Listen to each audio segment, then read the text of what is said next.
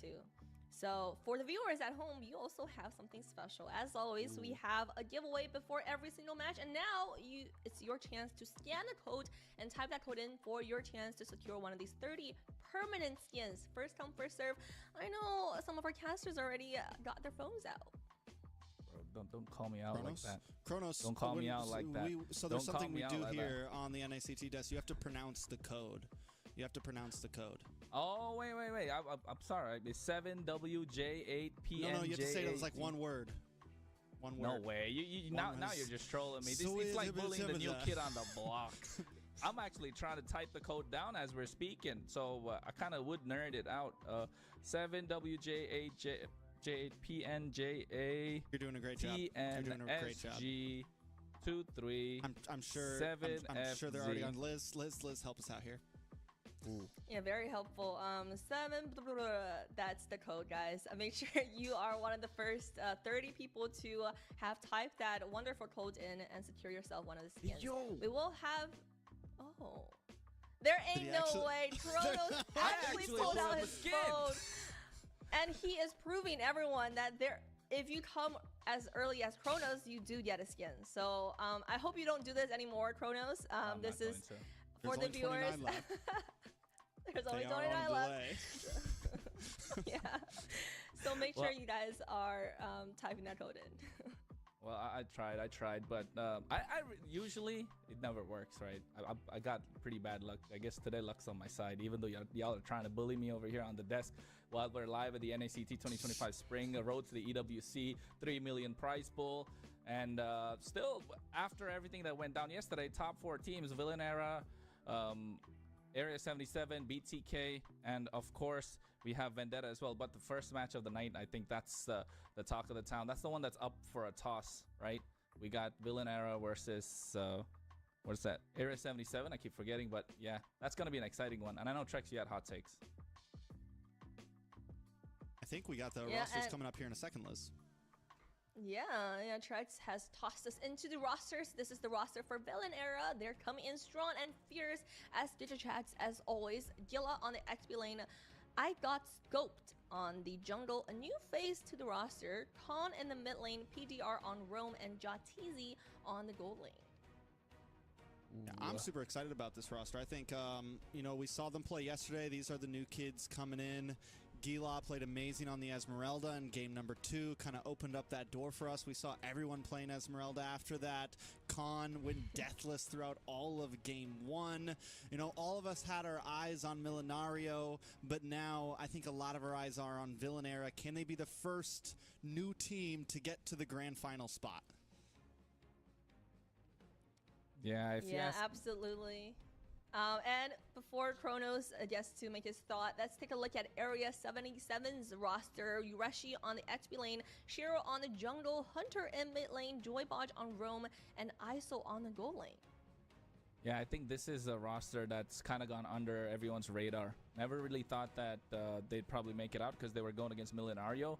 And even though they were considered the dark horse, like Trek said earlier, experience speaks volumes. And I think for Area 77, they have good comms. They're also in boot camp. It's gonna be a different story compared to Villanera, but I think this is definitely the team to watch out for tonight.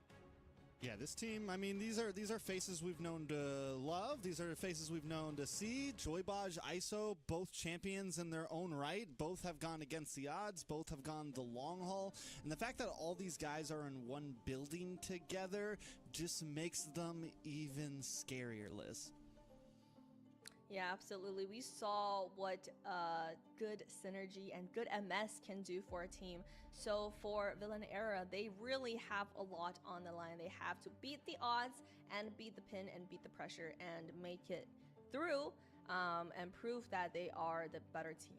So a lot on the line for both of these teams, but I would say for Villanera, just by the fact that they are in all across the continent, they have a lot more that they have to work towards in order to be on the equal footing as Area 77.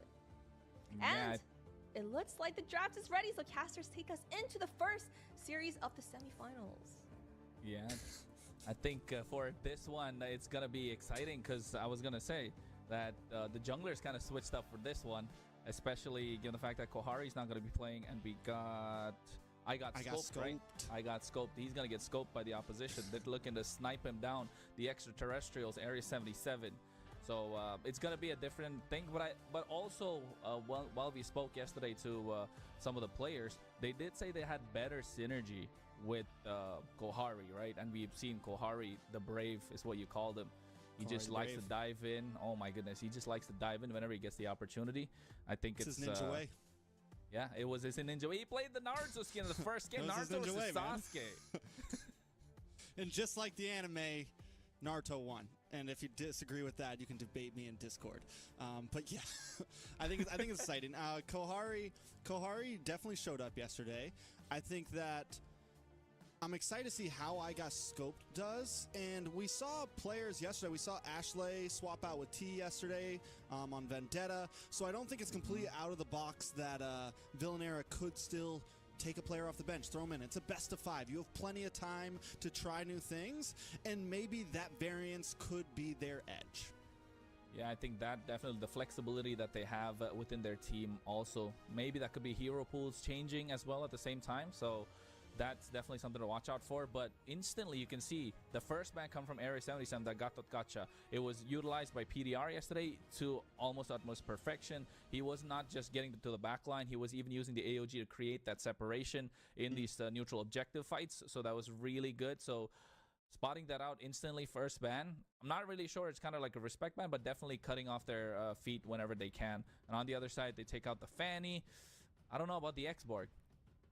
I mean, the X-Borg could definitely be I think I've heard some things in the grapevine about maybe this being a target band against the jungler of Villanera, and we didn't see it yesterday, but now with I Got Scoped coming in, definitely important. But like a top band really hones into the fact that we have to see PDR on something else. And the question on a lot of our minds yesterday was, were those comfort picks for Villanera yesterday? Do they have a hero pool that can go 5 games? Do they have a hero pool that can pull them through when the target bands start coming in? And this is only game 1, and Area 77 is already focusing into that. Yeah, and I think Area 77 definitely have a larger hero pool, right? They've been around the block. They've been former champions, especially Joybaj is and ISO, if I'm not wrong, not new names here. Ureshi as well. He's been there to the grand finals, and at least for speaking it from an international viewer point of view. So this is definitely a team that has familiar faces. While on the other side, they definitely have respect around the continent, right? So there's something that we need to watch out for. And also, another hot pick that I think they're trying to contest will definitely be that Esmeralda that has been picked up quite a lot. Yeah, I think, what a lot of teams have been doing is they've been letting through the Matilda and then picking up an Esmeralda as kind of an answer to it. Letting through some of these EXP laners and picking up the Esmeralda as kind of an answer to it. It's fast, it's tanky, it's able to shred down some of these shield makers. It's just been a good answer overall, I feel like. The joy is gone, though. They've been honing into this jungle a bit. This is something that we saw on the hands of Shiro yesterday. And he played well on it. So I'm excited to see, what else do we also have to see coming from Area 77? Yeah, I think right now first phase bans are done. Valentina taken out as well. Lucas is left open. Picked up instantly by Area 77. They can play around with that quite a lot. They can pick up the Matilda as well, get some utility on the board. They can go for the third pick, Esmeralda, slot this Lucas in the EXP lane. But right now, Villain Era, no X-Borg, no Lucas. Alpha is open. Hayabusa still left open. You got the Herald, you got the Granger. Suyo's up for grabs. So they definitely have a plethora of options to choose from. Yeah, definitely a lot of options. And after talking to Villanera, didn't always go for those meta picks last time, right? And after talking to, talking with them a little bit, hearing words from their coach, we know that they're always looking for counterplay in draft. I think they play well maybe from the red side. They feel it's a comfortable spot. You get 2 nice response picks here, and they go for the alpha immediately, which is solid. Area 77, if they want to go something tanky, it could be a problem for Joybaj. And then... Whoa. That is early. That is early. Is it jungle? Well, it's not jungle because they have the alpha in. So gold lane Roger. Wait, I don't think it can't be a Roger this early, right? Come on, this is not M3, guys. This is not the time where Roger you should just run around creating a ruckus. Because I mean, you can still go for a Roger. Not like it's bad. It's never terrible, but not It's the game first one, phase you of know, the and they draft. got Yeah, like time.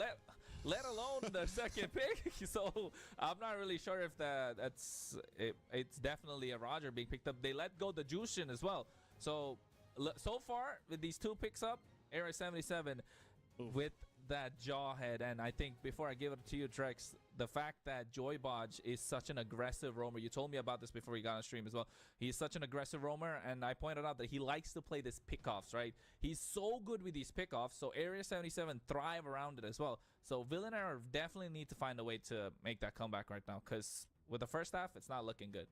Yeah, game 2, Area 77 versus Millenary yesterday. We saw the Jawhead into the hands of Baj, and it was disgusting. This guy was in their face nonstop, pickoff after pickoff after pickoff.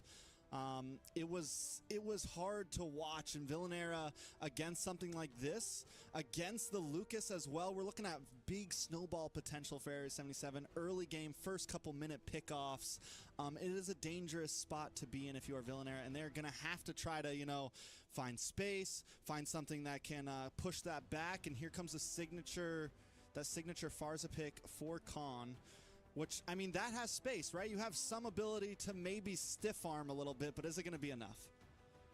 Yeah, they definitely need it. But I like the Farsa. It just definitely creates that opening, creates that space. But with the dive ability of Area 77, you got that beacon, you got that unstoppable force. He's going to basically lock you down. So this Farsa has nowhere to run. So the early game definitely in the favor of Area 77. If Joybodge, I mean, not really an if, he probably is going to be able to do it. He's been there, he's done it all. So he'll be looking for those early pickoffs. First blood on Area 77 looks super strong. And now with the second phase of the draft, I think they'll be looking to take out some of these gold laners as well, right? Because feels like they got the Roger. They kind of need that Roger to... it's still up in the air if he's gonna be the gold lane or in the jungle. Roger? Yeah. Well, I mean, Alpha's picked, so it's gotta be a real. I mean, the Roger is definitely gold lane. Maybe it's mid lane Roger. Who knows, man? Maybe Hey, EXP lane Alpha. Hey, EXP lane Alpha. That's true. Roam Alpha. Point. Could definitely be anything.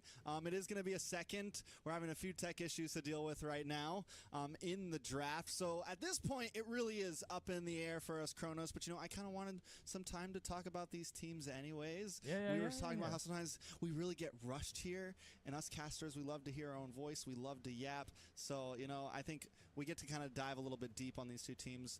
I think over the span of 5 matches, what are we really looking for the, like, you know, winning points from each team? Yeah, I think, first of all, if you're Area 77, you definitely want that Jawhead. You want that pickoff, right? You want to make sure Joybodge is able to excel in and around the river, because the river control is going to be super important. You know Ureshi is going to make fast rotations from the EXP lane, so that's definitely one of these keys to victory, if you might call it, for Area 77. And then utilizing that EXP strength and the early prowess of the roam position, they kind of dominate the river. That's what they're known to do for quite some time. So I think Area 77 over here will be looking to prioritize picks like Jawhead. And if I was Villanera, I'd definitely be looking to ban that out, because you don't want to give Joybodge any space. Because if you give Joybodge any space, then PDR is not allowed to play his game. And we saw yesterday, if PDR is able to move around and actually do what he wants, catch the back line, dive in with that AOG, even though Gatot is banned out for this one, it's giving more room to Villanera to try and create those openings. They don't have Kohari the Brave anymore. So you're not going to get those crazy plays, those crack plays. You just scream and go like, oh my God, what's this guy thinking, right? It's not a 1v5 situation all the time. So it could be a different style, but also I think that's something they definitely need to prioritize. Look at cutting off or pull the rug underneath Joybodge's feet. Yeah, I like, you know, because whether it's the Jawhead or not, either way, Joybodge wants to, you know, play those pickoffs. He wants to be aggressive. They want to rotate fast. Ureshi's going to be everywhere. So I think one of the major key points for Villanera, Gila is going to have to be able to keep up with Ureshi in his rotations. He can't let Ureshi always be ahead of him. If Gila is late to the fight, it could be the edge that Area 77 just pushes them over the limit. As for Baj and that river control, yeah, Villanera needs to be able to keep him at bay. They can't let Baj come into their jungle. And, you know, the last question on mine is, can Villanera maybe flip the script?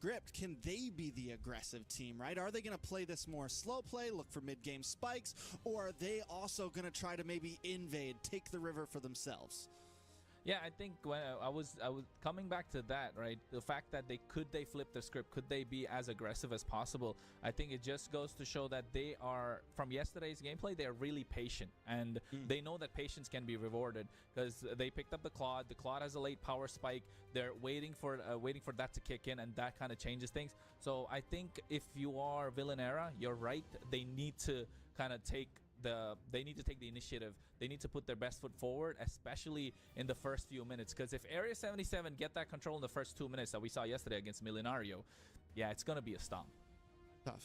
But I mean, but one thing to also point out is we saw Villanera. They almost lost. Was it game 1 or game 2? They were on the back foot late in the game.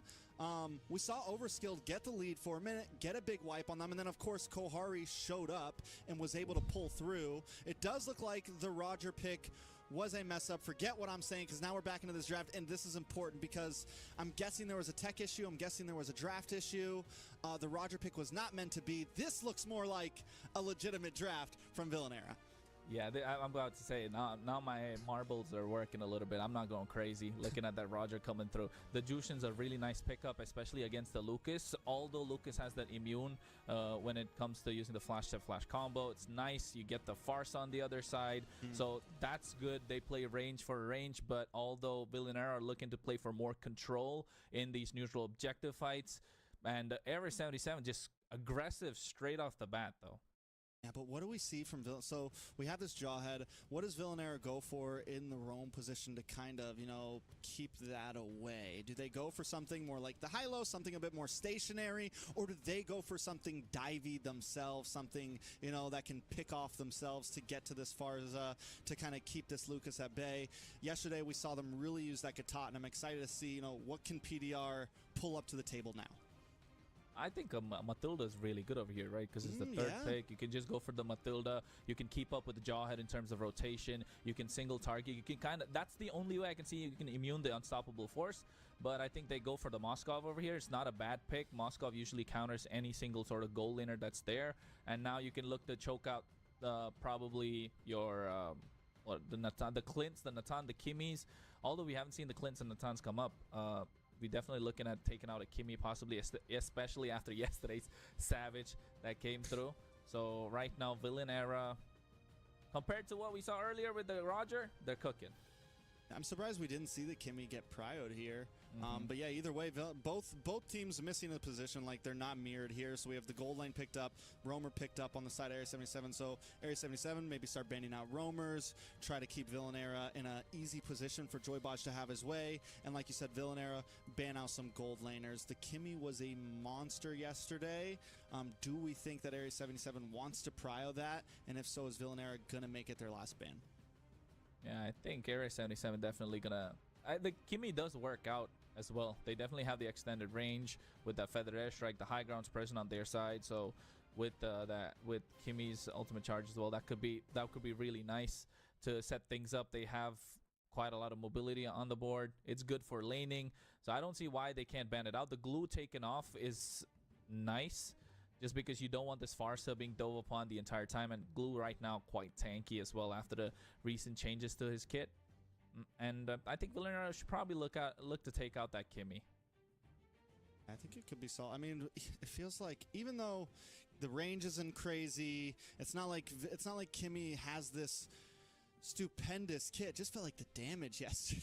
And the ability to kite, the ability to move back and keep on firing, it was a problem. And once it came online, it seemed like there was nothing you could do about it. When you have something like a Jawhead in front of you, when you have something tanky in front of you, that the Kimmy can really just have her way. But it doesn't matter. Kimmy does end up getting banned out here in the Matilda ban from the side of Area 77. Yeah, Matilda ban is good. It would have worked a lot for Villanera right here, but making sure he doesn't get that in his hands, that's something nice. Now I'll probably look to slot a Roamer. I think we'll wait for the EXP until the end. You still have the Yu Zhong, that's good, but I'm not sure if they'll look at prioritize that one. You have the Phoveus that's still up for grabs, so there's quite a lot of space that could be created with the front to back as well. You give Zushin a lot more space to get that Lantern down, get that control in these team fights, and Alpha is just going to come try and clean up. So they definitely need 2 frontliners that are quite CC heavy. There's a Hylos that's open still. Hylos is really good against the Farsa. Hylos Phoveus looking really good for Villanera. Oh. They go for the Panda. Villanera continues to surprise us. Yeah. Is this Rome Panda?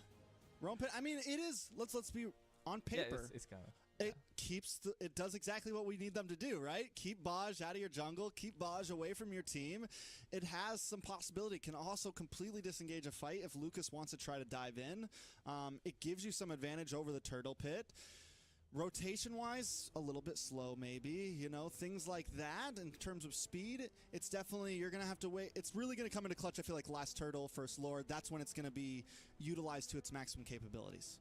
Yeah, but still, see, that's the change-up. That's the change-up. The Hayabusa comes in. I was going to say there's still a possibility for the Lucas to immune it, but I like the Hayabusa as a straight counter to the Jushin as well. You can just dive in, Ogi Shadow Kill, and then pick it up. And then now you have the carry to burst it down. Good combo with the Jawhead.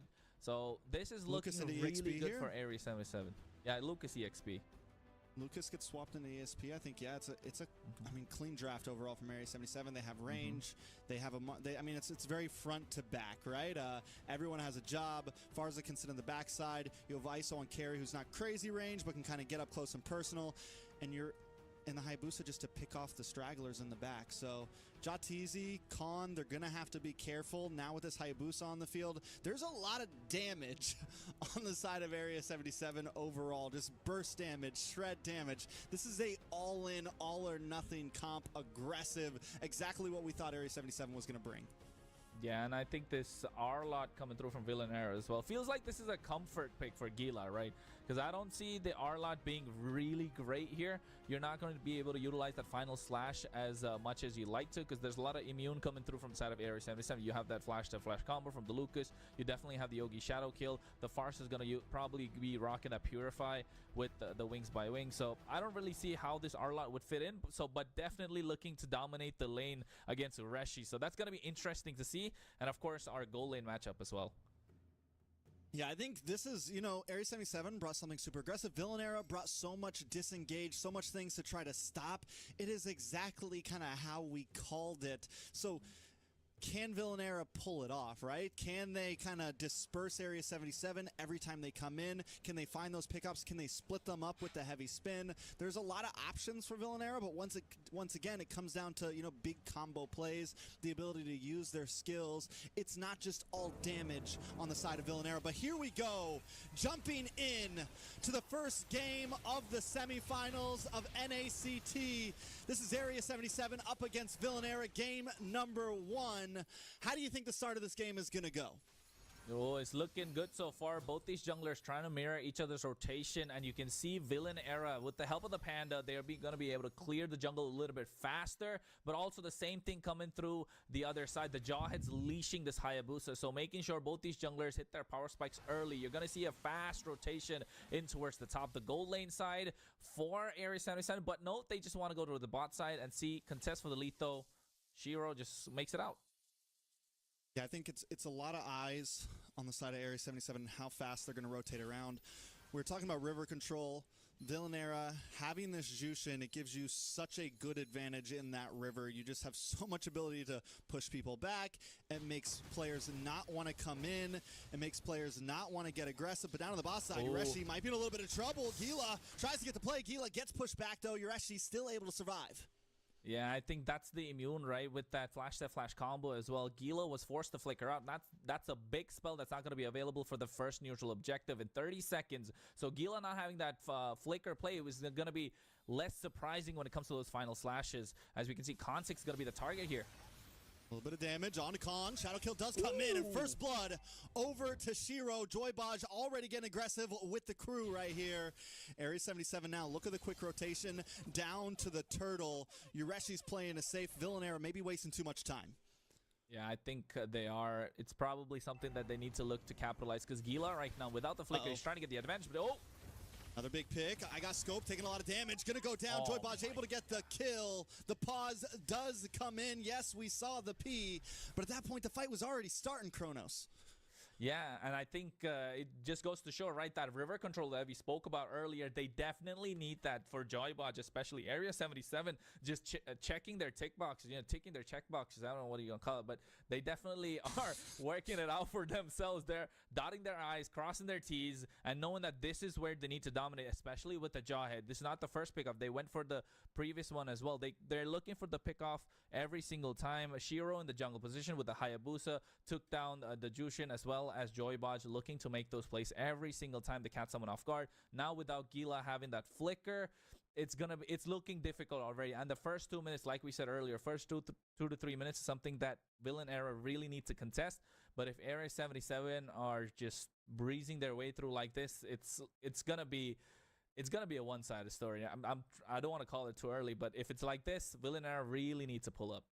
Yeah, I think one of the big issues, we called it in the beginning, once we saw the Baj head come in, the jaw head come in, no bush is safe right now, and you have to understand that. Whether it's your side of the map, whether it's their side of the map, Joybot can always be there, and you have to be careful roaming around. His position in that last pickoff was key, and you can't just face check any bush right now. He's looking for those pickoffs nonstop, and this is what we meant by river control, right? This is what we meant by map control, and Villain Era has to be ready for that. And whether that means staying a bit more grouped together, running around as a trio a bit more, no one can just be solo. I feel like we did see them hang out maybe a little bit too far in the EXP lane. Maybe that was game plan. Let's focus on Yureshi a bit. Let's try to get Gila a little bit ahead. But now that has backfired. So now it's like we have to switch gears and do a little bit of something else. Yeah, I think it's got to be something that they came up with, right? Because it's probably premeditated as well from their side. They definitely had that planned out. Let's try and focus this. But once they got into the game, I think they were just caught off guard coming through from Area 77. And that speaks volumes in terms of the experience that Area 77 have, right? They can switch on the fly. They can adapt on the fly. And that's what they're good at most of the times, especially some of these players that have been there in these big stages. They've seen it. They've done it. And now when you're playing against Villain Era, seems like they're not ready to think outside the box yet. They're just sticking to what works. They're thinking by the book at the moment, especially for this first 2 to 3 minutes. They tried, I think, like you mentioned, you said it best. They wanted to control Yureshi in the EXP lane instead of trying to go towards the goal lane route. It could have worked if they just made the rotation in towards the goal lane, because if you look at the jungle pathing of their jungler, right? I got scoped. He went in, took the orange buff. He had the bear. He could have just gone towards the top side, but instead chose to come for the Lethal Wanderer. And I think that kind of slowed his rotation down. Probably that's where things went wrong. All right, so we're going to be jumping back into the game. Area 77 with first turtle control. And I got scoped goes down. Villain Era at this point just has to give up first turtle. And that's going to give up a little over 1,000 gold lead over to Area 77. And I think at this point, Kronos, Villain Era has to know, okay, we got to slow it down. We got to stick together. We know their game plan. They know what they got themselves into. And I think it's a bit more of a slow roll at this point for Villain Era. Yeah, they definitely have a slow roll at this point. They need to find ways to make it work. And you can see instantly going on the top side. Joe TZ is going to be the target. Yeah, good flick back, though. He sees it coming. Once Hunter shows face, he's able to use the dash, get out of that stun. If he got hit by that stun, it was probably GG's well played at that point. Yeah, definitely. With the unstoppable force and Joybot just hanging around, it's definitely looking dire for Villain Era. But right now, they might look at targeting down ISO, although he flickers forward. ISO looking for the 1v1. But here comes I Got Scope, misses the Spear of Alpha. PDR trying to get it, but he doesn't have a heavy spin. So he's unable to get the pin.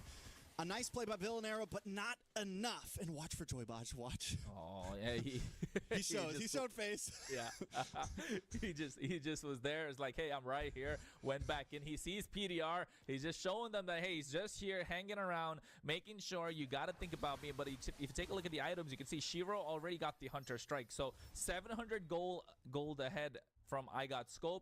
But the thing about the Alpha is once he gets into that mid game, about 5 minutes, 5.5, he got a couple of items, he got a couple of kills. He's definitely looking to snowball. So it's still good for Villain Era, although the early game is not going as planned, but definitely something that they can look out for. And that's where you're talking about slowing their roll, and PDR's doing a good job. It all comes down, I want to see this heavy spin work out. Oh, ejector once again. PDR does get stunned by Hunter, forced to use the heavy spin. And you know, when you look at Wings by Wings, you got the Jawhead. This is a fast moving mid, man.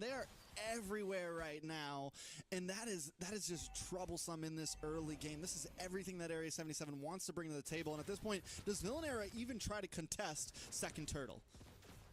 Yeah, I don't think Villanera should really contest because they already gave up the heavy spin.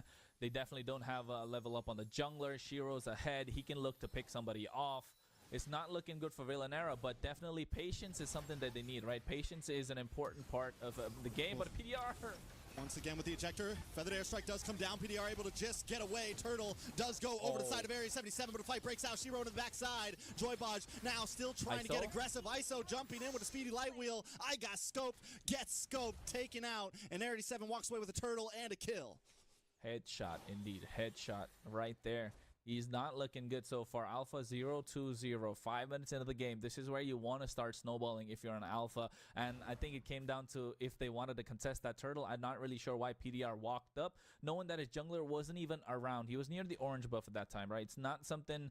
Feels like they're not themselves. The confidence is not oozing out like it did yesterday for Villanera. But it also could be the synergy that we spoke about. And wait, did he? Okay, no, he did not get that, did he? He tried. He wanted it. He might have. I mean, at this point, they're taking everything, man. They're taking names. And Villanera is on the wrong side of the battlefield. Jot is able to continuously get away at least, and he is still deathless. Can he be the saving grace? Yeah, you can see Joybaj dropping out that MSC emote as well. Of course, this is for that one slot towards the MSC as well, right? EWC is where these teams want to be. This is the semifinals. The first one, best of 5, is only the first game right now. So if you're watching in, guys, if you just tuned in, this is the right time because things are just starting to get heated up, especially for this first match as Joe TZ is going to be the target. They're targeting so hard. They want him so bad. Jotz does get stunned. One more hit. Hunter takes him out. A nice shot finally taking out the target. I mean, they've been going up there. I mean, it's been at least 5 times in the past 6 minutes, and they finally succeed. PDR unable to secure a kill onto ISO, unable to get the pin. ISO gets away to safety. Yeah, he's definitely not having that ISO lane, that's for sure. It's not looking like that, but look at Shiro. Nice Spear of Alpha, able to stop Shiro in his tracks, so now PDR might be in a little bit of trouble. A lot of damage. PDR able to get away, but Hunter with the wings by wings looks for the Fed airstrike. Gets him! Killing spree over to Hunter. Well played. Area 77 just non-stop foot on the gas. Yeah, all gas and no brakes. That's where Area 77 are right now because with the way that they're getting, that's the 3rd turtle of the game. 7 minutes in, they got a tower on the top side, about 5-6K goal lead almost, and they're picking everyone off every single time. Con 6, Gila not looking safe. One was Gila. Gila, he didn't use the flicker. Oh my I don't know God. what happened there, but it is devastation now for Villanera as the tower falls. The ults fall, and Villanera continues to fall. 0 kills on the board. Area 77 is showing them what experience does. That was a rough final strike from Gila. He hit the flicker, but he was still up against the big side of the wall, so he didn't flicker through. And the final slash falls short. The nerves have to be kicking right now for Villanera in game 1 of the semifinals. Yeah, I was just taking a look at the cam, right? But here, Gila. Gila in a little bit of trouble. Feathered Airstrike comes down. He's taking out ISO, able to get the kill. Yeah, that was just the easy pickings for them. But right now, Shiro, PDR gets a nice pin there. This could be big. Spear Destruction does come through. Shiro able to dash away. Will he be able to get away? PDR uses the flicker, but no connection onto anything. It's a waste of time. And look at the pin. Look at the sandwich. Yureshi in a bad spot. Joybaj looking for the ejector, looking for the toss, looking for the throw, and I got scope taking out Shiro with the response. The kill. Area 77 on fire right now. Yeah, you can say I got scope, got marinated, and next thing you know, skewered, and then now just got kebabbed right there. Area 77, one at a time, baiting every single thing out, and then now just abusing the mechanics of the hero as well. And then I was gonna say, like, just previously, before the team fight, I saw the cam of I got scope. He's just lying down on the bed thinking that when this is probably gonna end, because the way it's looking, 8K goal lead in the favor of Area 77. Yeah, bro, I'll be lying down on my bed like that too. Yeah, it's a tough position at this point. Villanera, I mean, we just saw that Feathered Airstrike come down from Hunter, and it was chunking everybody. Joybaj with another ejector, able to toss PDR back. Heavy spin does come in. PDR able to get away there. Lord still in control for Area 77. Villanera unable to do anything. Spear Destruction does not commit. Here comes the conceal play. You're rushing to the backside for the airstrike, able to get the ejector. The immune con trying to get away, but Urashi doesn't let it happen. ISO with the kill. ISO with the double. Will he go for the triple under the tower? Decides to back off. Oh my god. And then like 9 minutes 30 seconds in, they have an 8k gold lead. They haven't lost a single life. And over here I got Scope just got lucky, got out of harm's way quite in the nick of time, and they just got only one single tower, right? And now the feathered airstrike just zoning them out. This is just abuse coming in from Area 77. The experience speaking volumes. And if you're asking me, Villain Era without hitting the item power spike, where Joe TZ needs that Demon Hunter sword to do any sort of damage, actually the Malefic gun, even if he wants to kind of get into these team fights, just not looking good so far for Villain Era. With the Lord marching on the bot side, if you ask me, I think Area 77 could be looking to call it an end right now. Yeah, Area 77 giving a warm welcome to all the new teams on that top side of the bracket right now. They took out Millenario.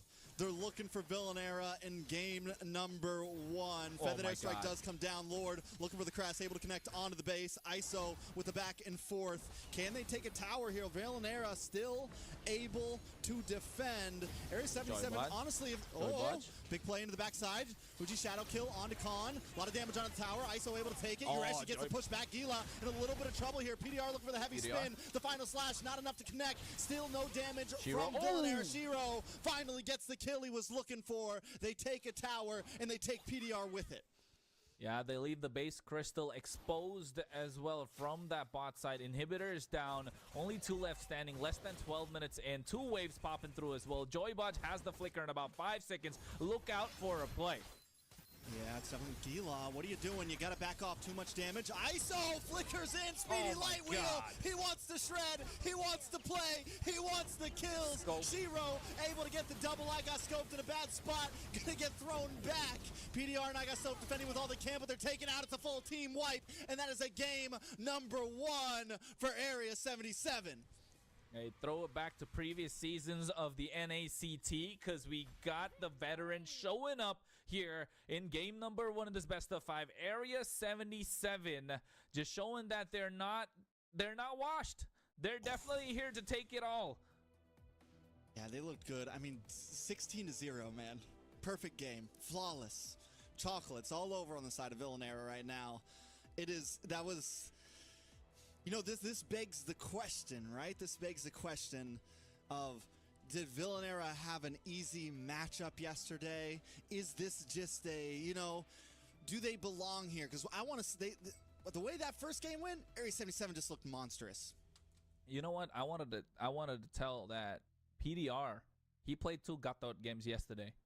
And now with a lot of different roamers left open, including like the Tigreal, which could have been really good over here, especially against the Jawhead. And then you have the Grok, that's still viable option.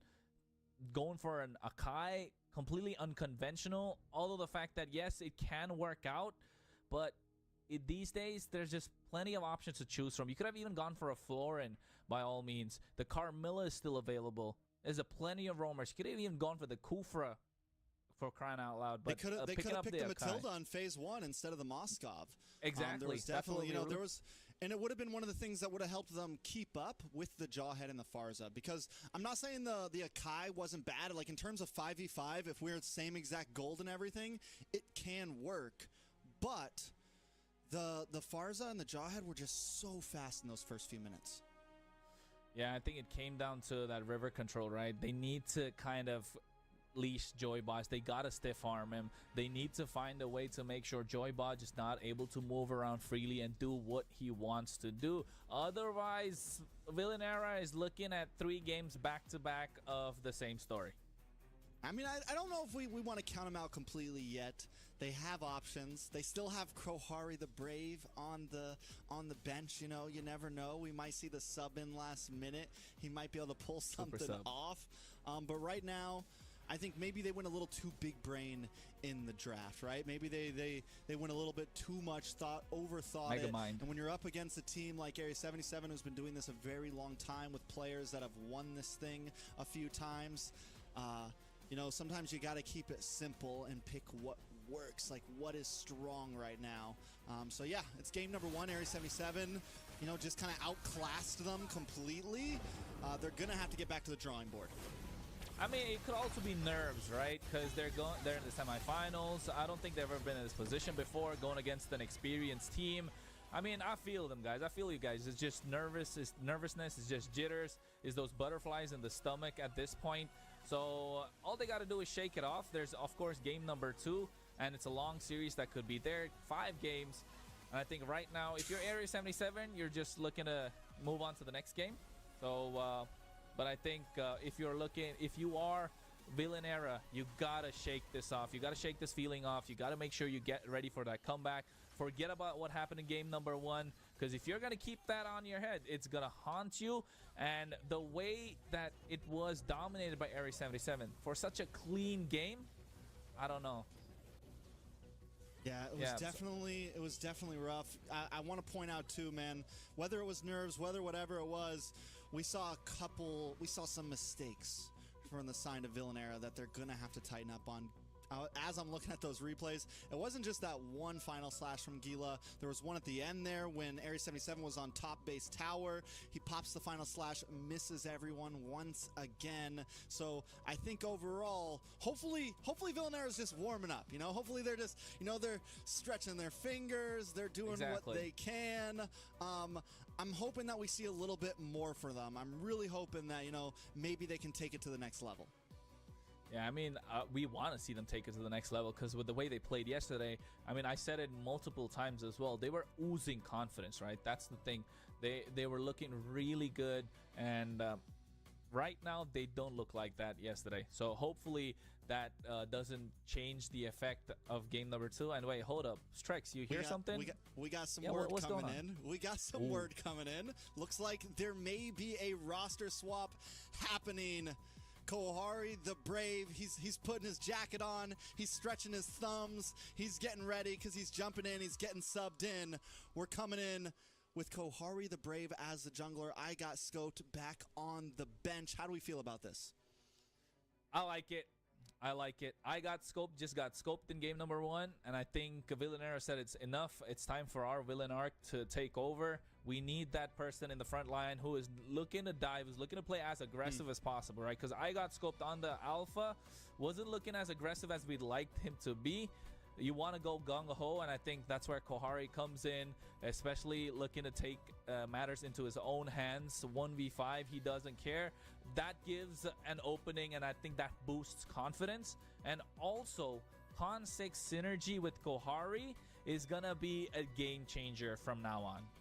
Yeah, they said that, right? Con 6 feels much more comfortable with Kohari. He's played with him more. He feels like the mid trio works a little bit better with it. But I love what you said, gun-ho, man.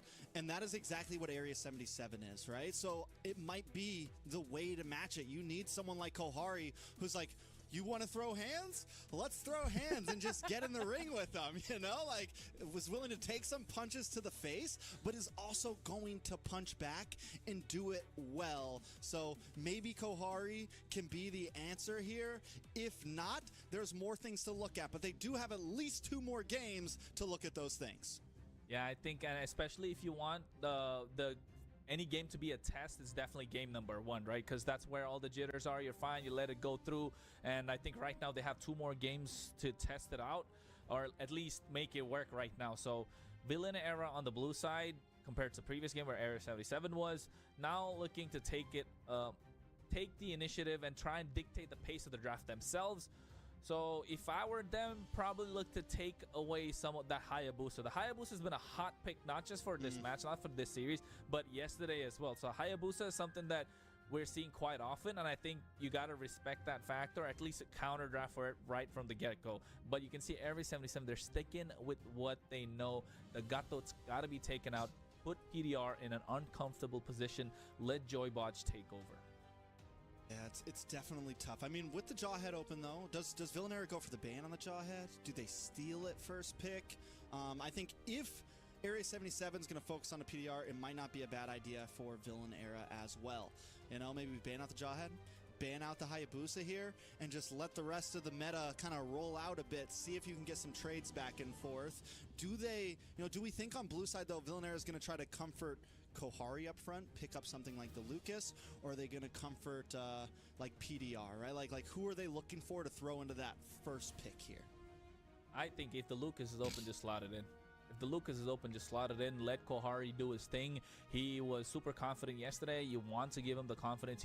Because when you're coming in as a sub, you're not just coming in to kind of change the flow of the game. You're coming in to boost up the morale of your teammates as well. And if you're giving him something comfortable, I think that will definitely, you know, puff up the chests of Villanera and be like, hey, yeah, we're good. Especially if you're Joe TZ. That's someone who needs confidence compared to game number 1, where he was the sole target. It felt like Hunter was literally hunting Joe TZ that previous game. So they definitely want him to have a little more confidence. They want him to have that space.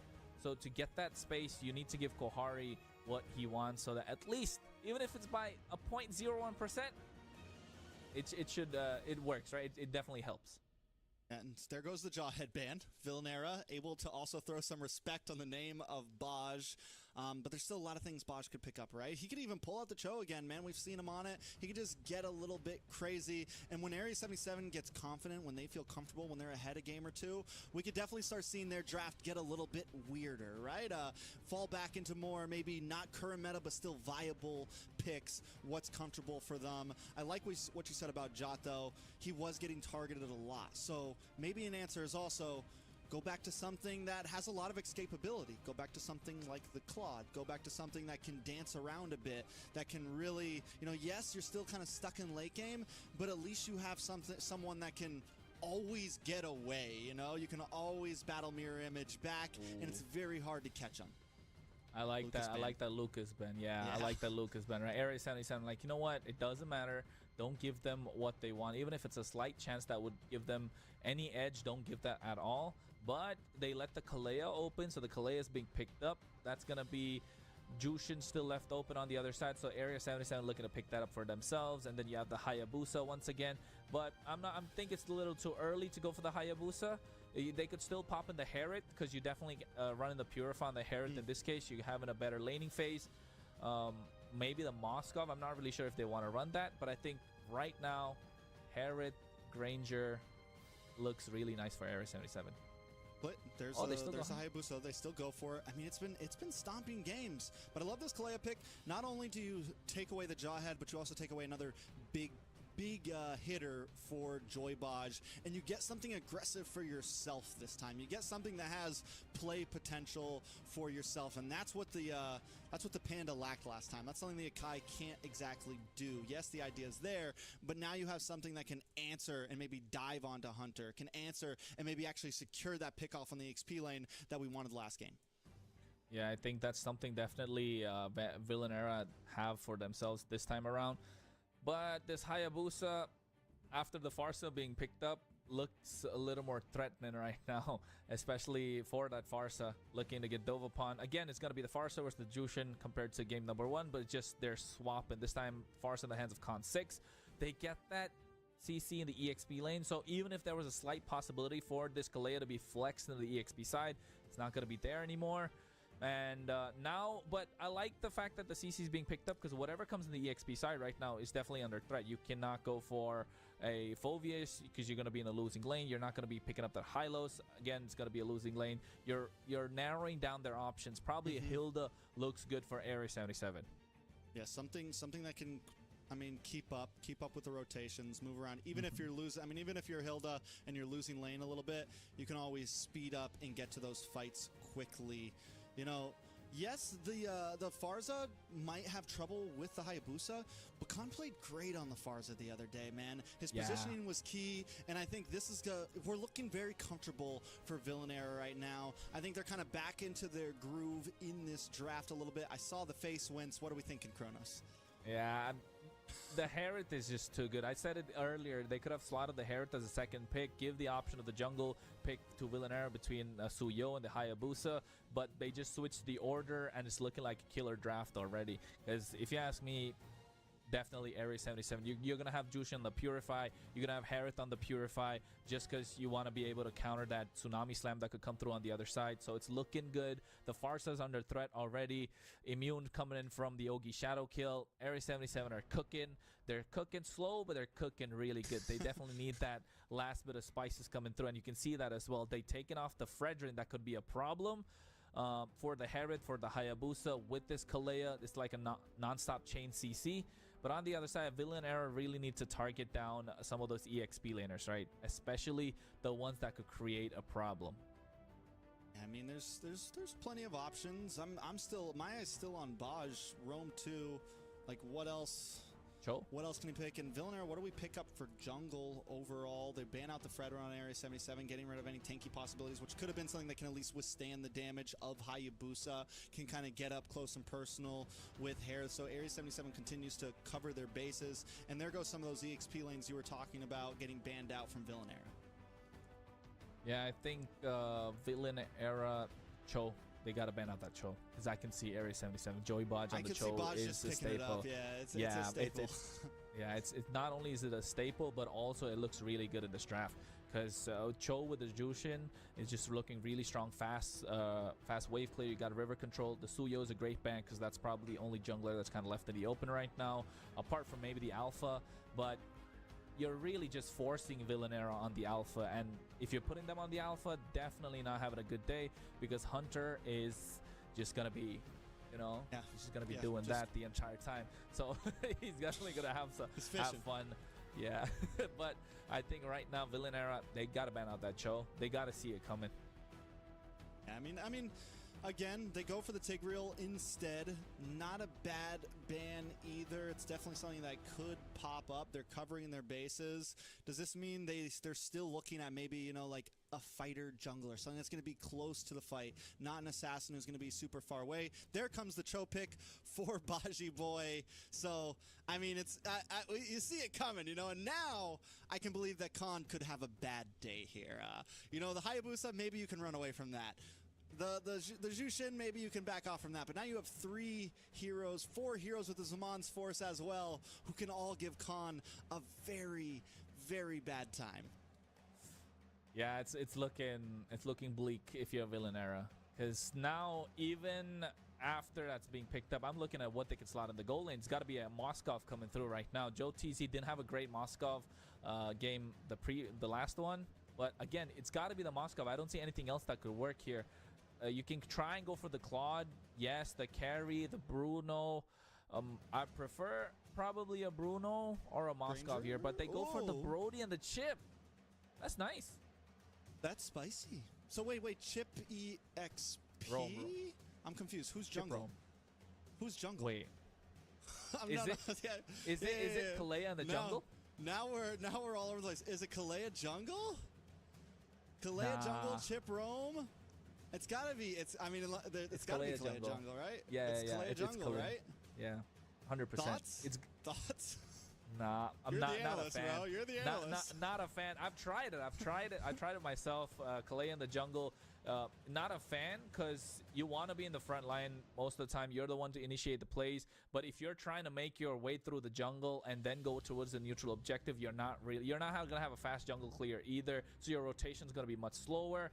And to be honest, who are you looking to dive upon? Without the flicker, the capability of making a play is kind of gone. And that Carmilla just counters this Chip entirely. Yeah, and then you just swap. Baj doesn't have to play the Cho. You swap it over to Urashi. Baj picks up the Carmilla. So they're like, fine, you guys want to get a little spicy?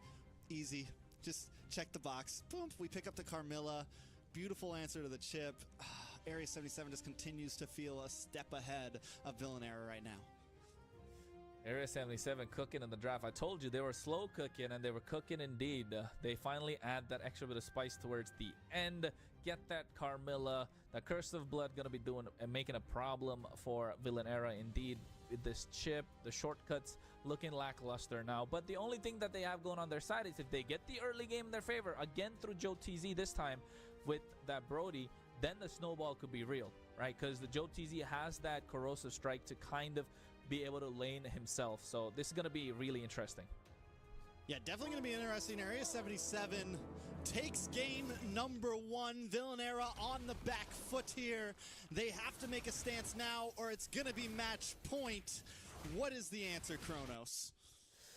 Match point, it could be for Area 77. Looking at the draft so far, it comes down to how they execute it. It's got to be the first 2 minutes. Again, they need to make sure Joe TZ has a good time. As you can see, instantly Con 6 along with PDR making their way and making sure ISO is not having an ISO lane. Because if it's an ISO lane, it's going to be hard for Joe TZ. So yeah, definitely going to be tough. PDR, Con with the wings by wings.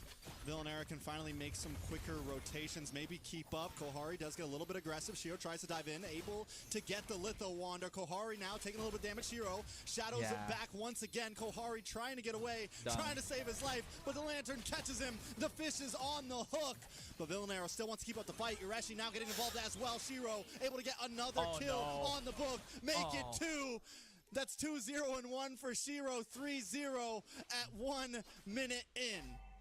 Yeah, it's looking bleak again. Villanera, their early game is what they kind of needed to harness the power with. They needed to keep up. They needed to make sure they're not letting it go. But with Shiro hitting his power spike so early, 2 kills, Hayabusa, PDR going down as well. Yeah. Villanera need to find a way to slow it down, and this is why that Kalea in the jungle doesn't work, right? Because you want to be in their face the entire time, and you want someone to hit from behind. You need someone to do the damage from behind, but in this case, it's just not there. Yeah, honestly, at this point, I feel like Villanera shouldn't be getting aggressive in the early game. They don't have the spike right now. Look at the damage on Aguila, gonna get kicked the wrong way. Joybosh decides to back off as Hunter continues to just harass and poke with this Lantern.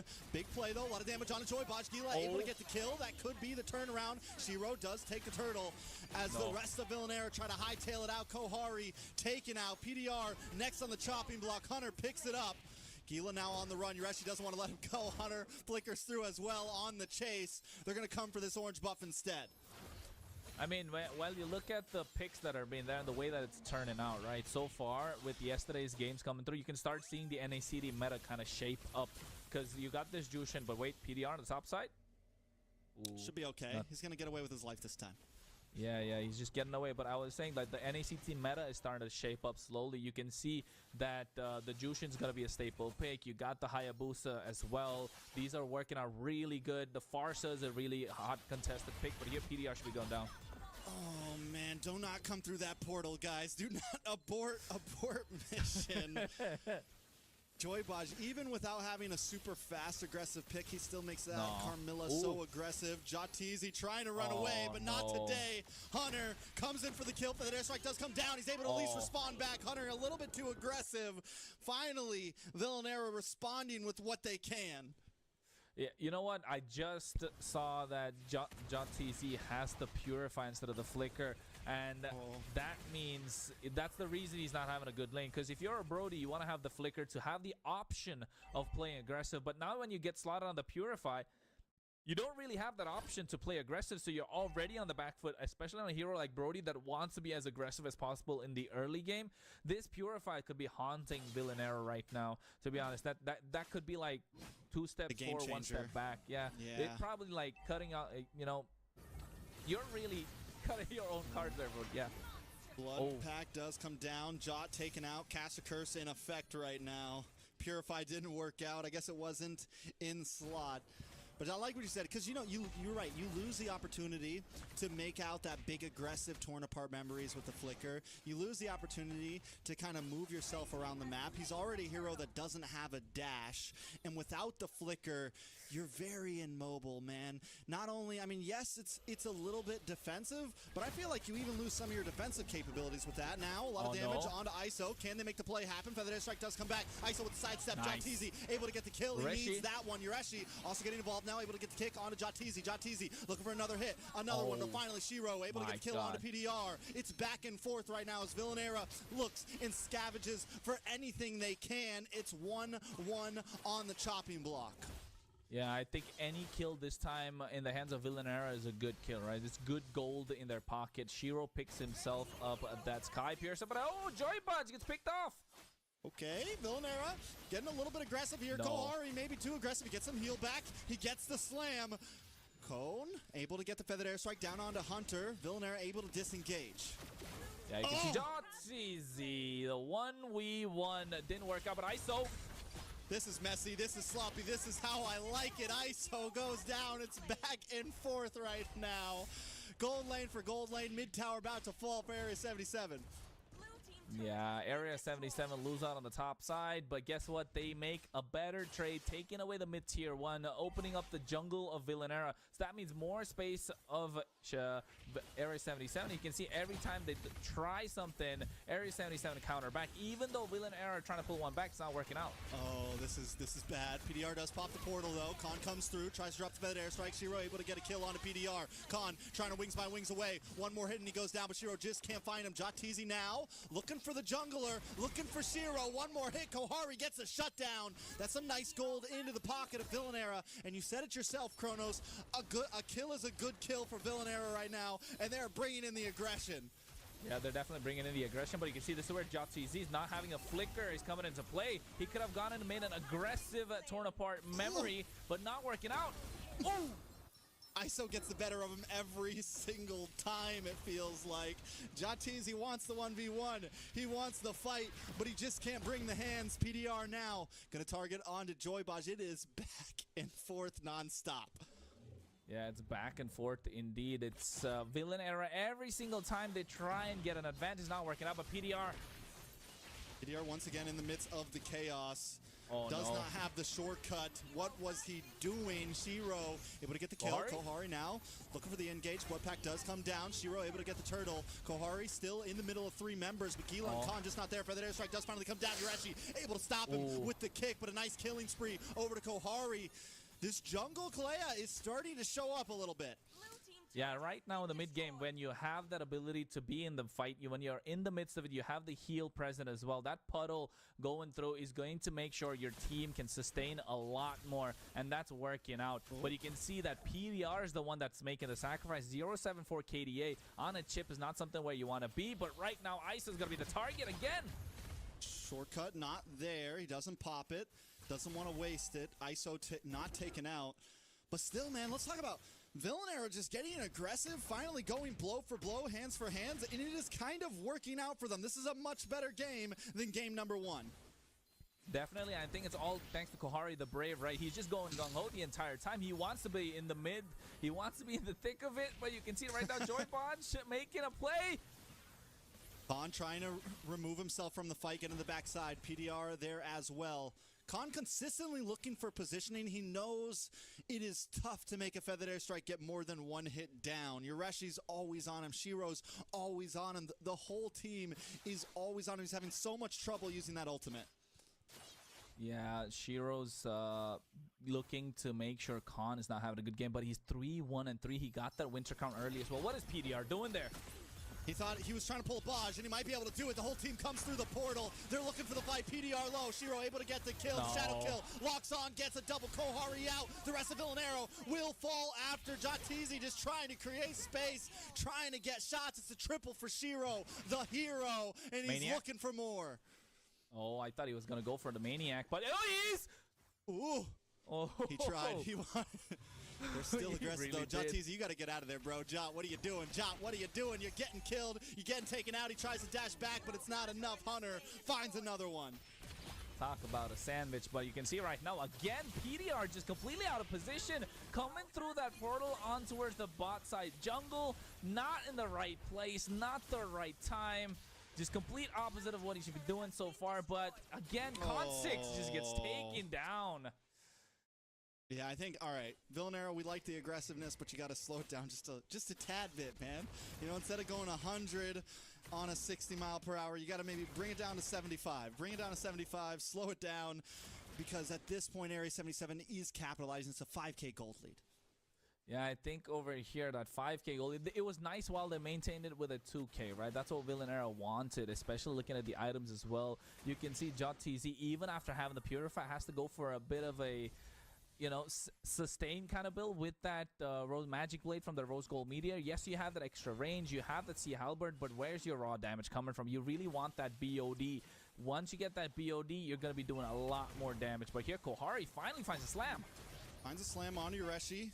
That's not going to be enough. Lord getting dropped down quickly. They're going to have to give this one up. They definitely have to give that one up quite easily. Shiro gets himself. Oh my no. god, the damage. He just got ridiculous. the Malefic Roar.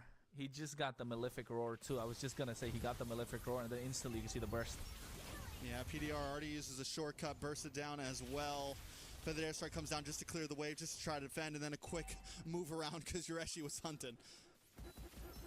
Yeah, Reshi is making those plays in the backline 1, 1, and 10.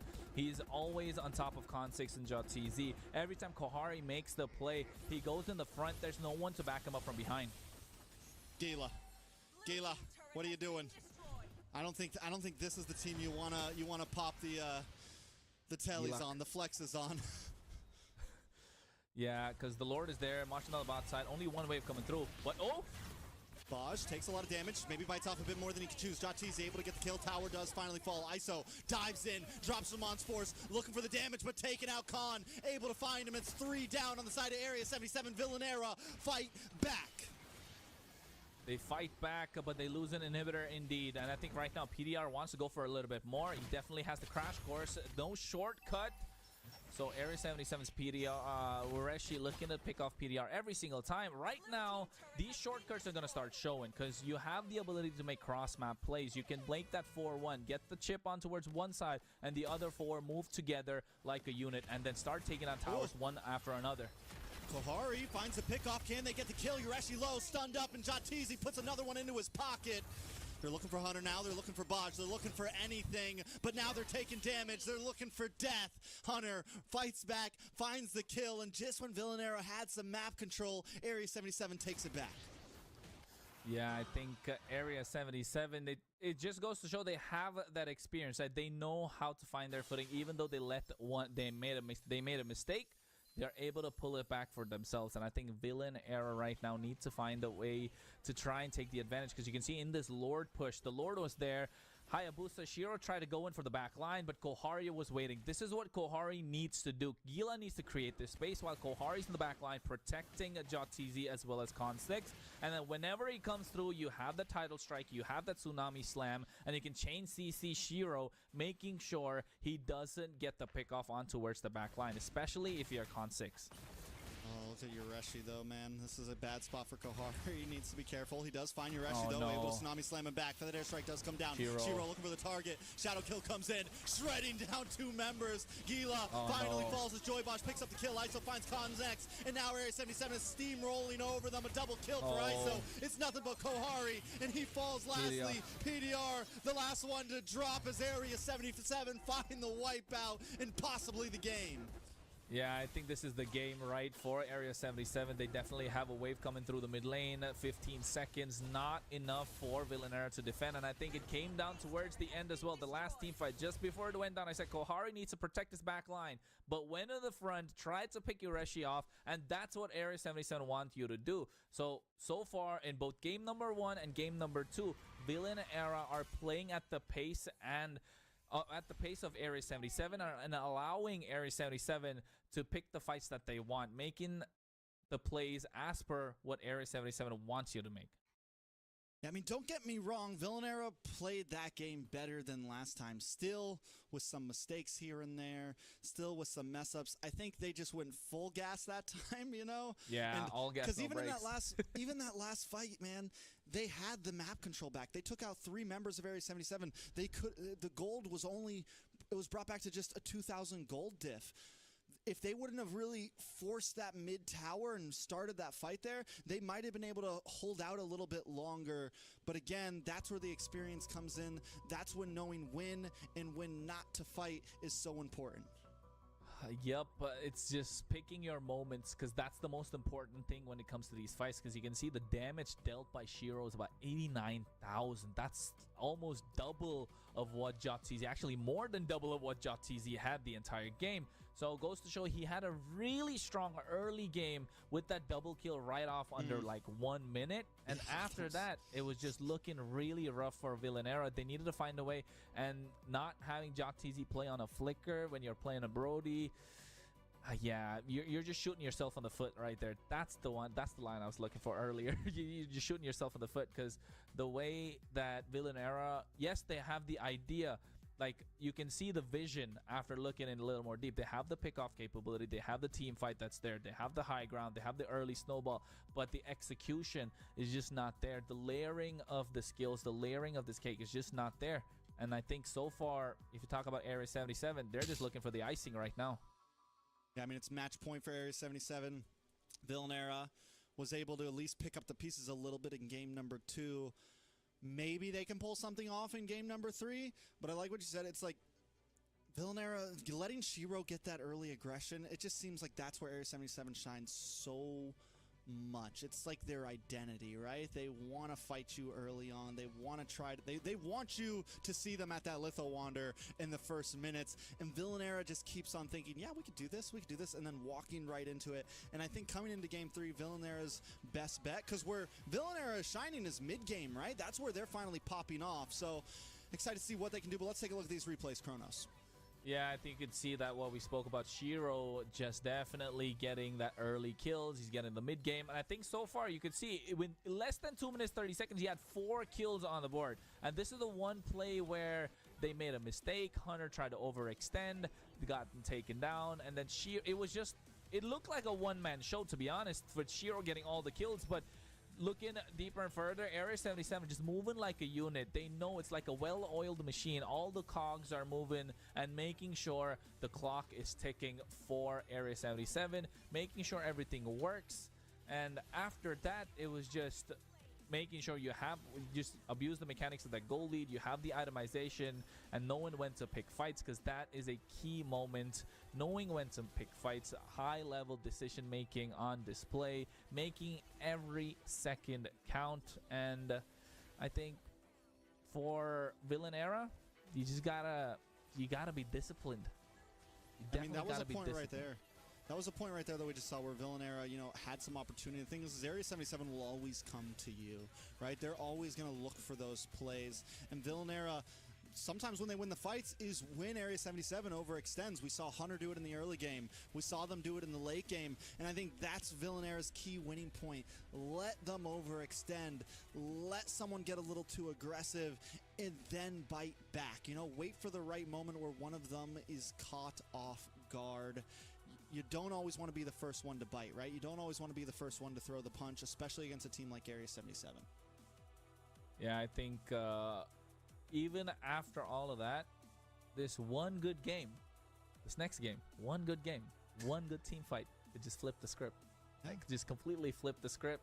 And then you got Joybot scratching his head the entire time, not really sure what they got to do. But Area 77, they got composure. They're veterans. They got the experience. Villanera really need to think outside the box this time, not go mega mind with the draft. They really need to take it one step at a time, because even in this game, we saw that they tried towards the end, they just went mega mind, right? So in game number 3, they need to find a way to make it work. Area 77 sticking to the plan, and the Gato not being in the hands of PDR is really hurting Villanera right now. Yeah, and now Villanera being on red side as well, it's like, do you still ban the Jawhead? Do you still waste that? Do you give up the Lucas again over to Area 77? Because Area 77 is showing that it's not only is the Lucas strong, but it's even stronger for them because they can use it as a flex pick, right? They can always still lock in the Hayabusa. They can always flex it over the XP lane. So it just has endless bounds for them as an amazing first pick on blue side. And Villanera has to think about it. Do we give them that opportunity to flex and have something strong? I think it's just coming down to hero pool, right? Just the plethora for Area 77 to choose from, and we saw in the previous game as well. Towards the end, they made that switch. We knew the Cho was coming. The Joy Bodger's Cho was right there. And then all of a sudden, they're like, hey, let me just switch it up. And then you get the Carmilla, and it just worked so well, only because they needed the last pick to counter that chip. And it just fit so well. It was just like the right foot, right shoe, just fit in so easily. But right now, with the Kalea being taken off, that means Joy is still open, Hayabusa is still open, and then you still have the Jawhead open. And you're right. Will they leave the Jawhead open or not? If they leave the Jawhead open, Joybot's going to pick it up. If they don't, Cho's going to come out in the first phase. Area 77, though, does ban out the Lucas, so Villanera could ban it out. But yeah, Joy's still, I mean, it's tough. I mean, you could let them have the Joy. Hayabusa's on the field. Villanera can pick up the Hayabusa for themselves. So I don't know if you do ban the Joy here, right? And if you don't, you definitely need to make sure you get the Hayabusa. But if they don't ban it, then maybe Area 77 just first picks Hayabusa. I mean, it might be early, but they're doing so well on it. Shiro is such a monster on it. I don't think there would be anything wrong with first picking Hayabusa here. Nothing wrong with that, to be honest. At the moment, with the way that Shiro's been on the Hayabusa, he was on it yesterday, he's here today. He's been rocking it. Oh, they respect the Hayabusa.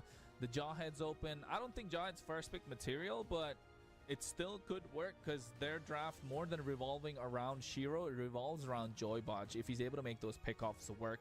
So right now, I could still see a first pick Jawhead, but a lot more left on the table. You have the Matilda, which no team seems to want to pick up for some reason. And then you got the... it's strange, right? It might be the Esmeralda. I might honestly... Do we think it's the Esmeralda, right? Like, it just feels like... she was kind of... Like, Matilda was kind of lackluster yesterday. Here comes... Yeah, I don't think the Hayabusa ban was solid there, man. Because now you just give up the Joy and you lose your counter to it. You lose your answer to it. They should have just left both open. Yeah, and now you're not even going to pick up the Suyo because the Suyo, after the recent patch, has increased, lesser magic defense, if that's the way to say it. So definitely more susceptible towards taking magic damage. So right now, Joy, yeah, it's... You feel it, right? You feel it. You feel it, yes. Yeah, you feel it. You got to steal the Jawhead here, too. Yeah. I like this pick. I was just about to say, I'm like, yeah, Jawhead, I mean, at this, if you're not going to ban it, you take it. You have something at least here. Do you lock in the Harith here, not give it an ISO again? Just Jawhead, Harith, you're already low. You go for the Farza. I think it's comfortability, but I don't know if you needed to do it, especially... It's starting to hurt. It keeps getting worse. It hurts. I can feel the kicks. I can feel it. What the? That's what they're gonna do. Because kicks and gunshots, baby. Kicks and gunshots. Because that's what it is. They did get the Jawhead. They went for the Cho. That's the play for Area 77. You cannot ban both out. They like to play pickoff. They want to give Joybot a better time in the roam positions, because once Joybot is free, the rest of Area 77 can play a free game. And now getting this Kimmy in the hands of ISO, we saw it yesterday. Zia got a Savage, Basic got a Maniac. I don't know what ISO can pull up with the way he's playing. Definitely not a triple kill, more than that for sure. But right now, Area 77, again, cooking with their draft. Slow cooking, but they're cooking well indeed. And Villanera, I'm not sure, man. What else do you do? What else do you do? You go, yeah, you go again, Alpha. But you get countered by the Kimmy, though. So yeah, I think Hanzo was open. Hanzo is a good pick. Like, Hanzo's really good in the jungle right now. So Hanzo could have been a better option. You get hunted, though, man. Even that, you get hunted by you get hunted by Baj. You get hunted by the Joy. There's so many things that can just hunt your body down here. It's tough. It's like there's no cards that are playable right now. It's definitely tough. Hey, but it's game 3, semifinals. You got your back against the wall. Like, go all in. Why not? You're not going to play this again. You're not going to play the series again. You're not going to play this match again. So might as well, shove everything that you got and be like, hey, dealer, I'm all in.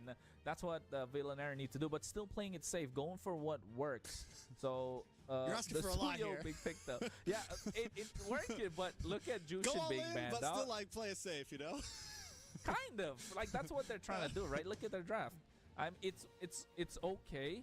They need to find a way to get a better gold laner at least. But Joy is just gonna eat everyone up. Yeah, I mean, Harith is still on the field, right? There's still options on the field. It hasn't been banned out yet. The really tricky thing about Area 77's draft is as we saw last time, this Cho is still flexible, man. They can still lock in whatever they want in EXP or whatever they want in jungle. They have so many options, and it makes Villanera's banning even harder, so they just decide to go into the mid lane, which I think is smart. Go on something that they're not just going to flex out. Yeah, I think... See what I mean? What's going on? They call this Kimmy into the mid lane. They could have slaughtered the Herald for themselves. Villanera just going Mega Mind today. They're trying to grow that bit. They probably had a lot of Lion's Mane mushrooms. They get first pick on red side. They could have they didn't have to ban it. If they want it, if they think it's a problem, you just pick it up. Even if you think the Kimmy's going mid lane, you still just pick the Harith, you know? But they got something in there. They got something. They got something up their sleeve, man, you know? I don't know, bro. the way it showed up, I'm trying to give them the benefit of the doubt. They definitely have something up their sleeve. It could work out. I think I could see an Esmeralda coming through right now if you're a Villanera, especially given the fact that there's a Joy on the other side. You'll be rocking that Blood Wings. You got the Cho, so you're gonna be given a hard time to the Cho. You can find a way to kind of lock down the Kimmy, although it's not the best option. So Badang being banned out, you got the Phobias taken off the table as well. Area 77, just overall well-rounded draft, good strategy so far in the first phase. I just hope Villanera give us that moment, you know, like, hey, they had us in the first half, not gonna lie, kind of moment. I mean, hopefully. I do want to say this. With Villanera's first 3 picks, you lock in your trio mid immediately. It's an aggressive trio mid. Even back in M6, we saw the Jawhead Suyo, because back then Suyo was losing a lot to the Joy, but the Jawhead was a beautiful answer. It helped Suyo get some of those early kills. So Villanera can be hyper aggressive, which I was already said maybe slow it down a bit, but I think at this point with a trio like that, do what Area 77 did to you in game number 1, rotate a lot, look for pickoffs, and just try to snowball. I think with an aggressive mid trio like that, you have some opportunity. Yeah, they definitely do have opportunity. It's just not as not an S tier opportunity compared to what it could be, right? It's not the best that's there for them, but they are making it work with what they have. But now on the other side, you can see Area 77, they get the Matilda. So the only way you can kind of stop the unstoppable force is if you go for the Circle Eagle yourself. So that's a nice way to counter it also if you're Area 77. And now you're really looking to get that Esmeralda. Yeah, Ureshi needs to pick up an Esmeralda. Otherwise, Villanera have to go for it. They go for a Lapu. Wait, is this... This is what Chicken asked for yesterday. Wanted. Exactly. Gila's got to pick up the Esmeralda right here. It just counters about 4 picks right there coming in from Area 77. So Esmeralda, please. Yeah, you gotta pick Esmeralda. Gila played well on it. It works well against the Lapu. It works well against so much that Area 77 has brought. But once again, Area 77's like, oh, you want to pick Farza, huh? You want to pick? We're gonna bring everything to just give Khan a hard time here. Yeah, I think they're not letting Khan play as well.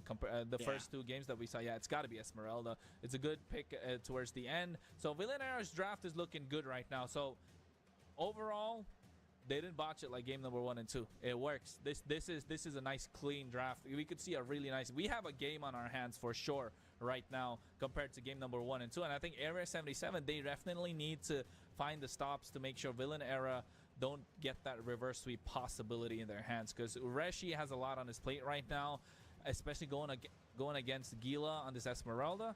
But I think this is where Area 77's experience should start coming into play. Or could it be that new blood that's looking to make waves? Yeah, I think if there was a chance for Villanera to really do something, this is the game to do it. I do like the draft. Even though we had a little bit of problems with the beginning, I think the aggressive trio combo could pull through. Jatizi needs to be careful if he can get online. Same thing with Gila. I think overall they found some decent counter picks and they have some chances here. Smash them. Yeah, well, they definitely have some chances here because it's going to be the final game, a possible final game. Match point in the hands of Area 77. Game number 3 in this best of 5. Who's it gonna take it? Will it be Area 77 or is that reverse sweep alive? Yeah, so, I mean, what are we looking for here? Do you think I'm right? Do we think we see some aggressiveness from the side of Villanera in the early start? I know we're already seeing aggressiveness from Baj and Area 77 jumping into their jungle. Yeah, they definitely need to play aggressive, but I think just not used to that part because you can see Joy Baj is just being aggressive on the Cho, and knowing that PDR doesn't have the ejector, he can do as he pleases. Yeah, so he doesn't go for it, huh? Or no, he's got the opportunity. Joy Baj takes a lot of damage. Kohari able to get the Queller off, is able to go to safety though. Hunter able to keep him in an okay place, and that's a combo we're gonna have to watch out for because Baj is gonna be able to be even more aggressive knowing a Matilda is behind him. Yeah, this Matilda in the mid lane, not something that we're used to seeing quite often, but it does work, has a lot of damage, goes for the focusing mark as well. So single target lockdown is going to be super, super crucial for Area 77. And knowing that Joybot has the ability to move around the map much faster, Hunter has the guiding wind, but Kohari... Oh, no. That's bad. Shiro with another first blood. I feel like he's gotten first blood all 3 games at this point. Yeah. It's not. It's again. They need to find a way to make a comeback. Kohari by no means is he down and out, right? But a 1v1 against a Joy. This is the nerf that Suya was hit with, and it's affected his jungle capability quite hard, especially against Joy. So now Joy has an upper hand, but Villain Era could make some changes. Kohari still wants to go for it though. Yeah, he should not be taking this fight at all. The damage comes in. Shiro picks up another one, capitalizes, looking for a second, but Yureshi, bravest fighters in, and now Shiro tries to get the final shot on Nagila. He just gets away, but there goes some gold plating, there goes some kills, there goes some money into the pockets of Area 77. Yeah, they call him Kohari the Brave, all right, but that was not the moment to be brave. That was one of the moments where you got to be a coward, run away, and try to get your gold up and live to fight another day. Because right now, Area 77, already about 2K gold lead, and Joybot flickers! With a big way of the dragon kick, able to bring Khan back. Yureshi able to get the kill with the bravest fighter once again. And ISO just chips away at that gold plating. It's 4-0 at under 3 minutes. 4-0 in under 3 minutes. Shades to last game, right? That's what it's looking like right now. And I think at this point, if you're Area 77, you're looking for a clean snowball. And if you're a Villain Era, you need to find a way to make that comeback. You need to find JotTZ to hit his power spike, clear out the waves from far, use the feather airstrike, make the most out of these spells, make the most out of the utility that you have in your hands. And right now, Joybot just looking to take away JotTZ, man. God, man. You know, I'm looking at PDR on this Jawhead right now, and it's just, you know, it's not what we saw from Bosch, right? He's a little more passive on it, and now that you're 4 kills behind, you're even more passive on it, but Kohari does dive in, looks for the damage. PDR taking a lot to the face as ISO takes the kill every time Villain Era tries it. Area 77 stops it, and they're looking for another one. Con forced to use the wings by wings just to get away as the minions continue to encroach on that mid tower. Yeah, and I think at this point, you got to be patient if you're a Villain Era, because patience is a weapon too at this point, because if they are able to wait it out, and if they're able to get the goal lead in their favor, if they're able to find the farm, they'll be doing something. But look at Joybot, though. He's bobbing and weaving. He's dancing. He's giving the Choskin a good name for itself. PDR fends him away, but Area 77 is just having a good time right now, Kronos. Yeah, Area 77 just having a great time today. But here where the dragon connects. Ooh, unstoppable force does not help. JotTZ now on the run as well. Already used the BMI. JotTZ able to get away. Shiro looking for more, and Joybot doesn't fall with a sliver of health. Yeah, I can see ISO right there waiting towards the BMI, just waiting there to make sure if JotTZ thinks about it, I'm right here to pick up the kill. And right now, 2-0-1 on a Kimmy. Built the Sky Piercer, has the Feather of Heaven, less than 5 minutes into the game. And this is looking dangerous. If I was Villain Era, I'd be looking to find a way to shut down ISO as fast as possible, let alone let Shiro loose. So right now, they're targeting Yureshi still. Ooh. Ejector misses. Yureshi gets away to safety. Feathered Airstrike does come down. Can they get the final hit? Yureshi still able to bob and weave as well. Circling Eagle does come in, look for the knockup, a lot of damage, does not connect onto PDR, is able to dash away, but he still falls. Shiro, electrifying beats, and then dashes away to safety. It's hit and run. It's guerrilla warfare for Area 77. Yeah, I think at this point, Area 77 are just taking it one team fight at a time. They definitely have the advantage. They want to press it even further. 3K goal lead in their favor. Every time they pick a fight, they can afford to pick a fight. They have the advantage, and they're looking to cut it down from behind. They can Joybot conceal. Oh man, he is always there in the combo with the bravest fighter. Once again, there is no escape from Baji Boy. Kohari the Brave unable to do a thing. Shots to the face. Retreat. ISO dives underneath the unstoppable force, but ISO brought back to safety by the guiding wind. Hunter replaces him, and now they're still bringing damage onto this tower. Talk about highlight plays the entire time at Clippers. For you guys out there, if you wanted to put something up for later, that is 1 minute that you could get your money's worth out of, because that was brilliant from Joybot. Conceal in the backside, and again on towards PDR. The kicks just don't stop, Kronos. It feels like Bosch is always there. He's always watching. Oh. You're never safe. Jatizi does get a kill on to ISO solo, but he's going to pay for that one. Yeah, he definitely did, but I think he got the kill, so that's a good shutdown on his side. He's been taken out twice, but it's some gold in their pocket. Any money in their pocket right now is good money because they're definitely being starred out of their own jungle, and Gila's going to be the next target. Falling Star Moon does come down. He is still safe. PDR gets a little bit involved here. You know, Villanera, they want to be an aggressive team, right? They want to be a team like Area 77, but you're going up against a team that has mastered this craft. That, I mean, this is Area 77's identity, and they're showing Villanera that we just do it better right now. Yeah, it's just men versus boys at this point, right, if you ask me, because Area 77 just showing that they've done this before quite a lot. Kohari able to get the invade in, but you can see Con 6, even though after using the Feathered Airstrike, Area 77 still get that tier 2 tower in the mid lane, so definitely men versus boys here right now. We'll see how it goes. Villanera, what do they do here, right? It's only 7.5 minutes in. They do still have inhibitors up. This is the last turtle. Does Villanera just continue to slow play this and look for the late game? Oh no, Joey Bodge. You can see right now goes for the way of the dragon. Gila's tanky though. Gila's tanky. It's not the one you want to kick. Bodge, I mean, who he needs to be looking for is Khan. He needs to be looking for Kohari. He needs to be looking for Jot. Speaking of Jot. In a bad spot under the tower, bursts it down. Shiro able to get the monster kill. They lock on to Kohari immediately, along with Khan. Has to stop the Feathered Airstrike as ISO just kites away, just takes him out, and now Joybot still aggressive under the tower. They are relentless. The comms coming in from Area 77 is so clean, right? So clean. Joybot went in, Jeet Kundo right on top of Jatizi.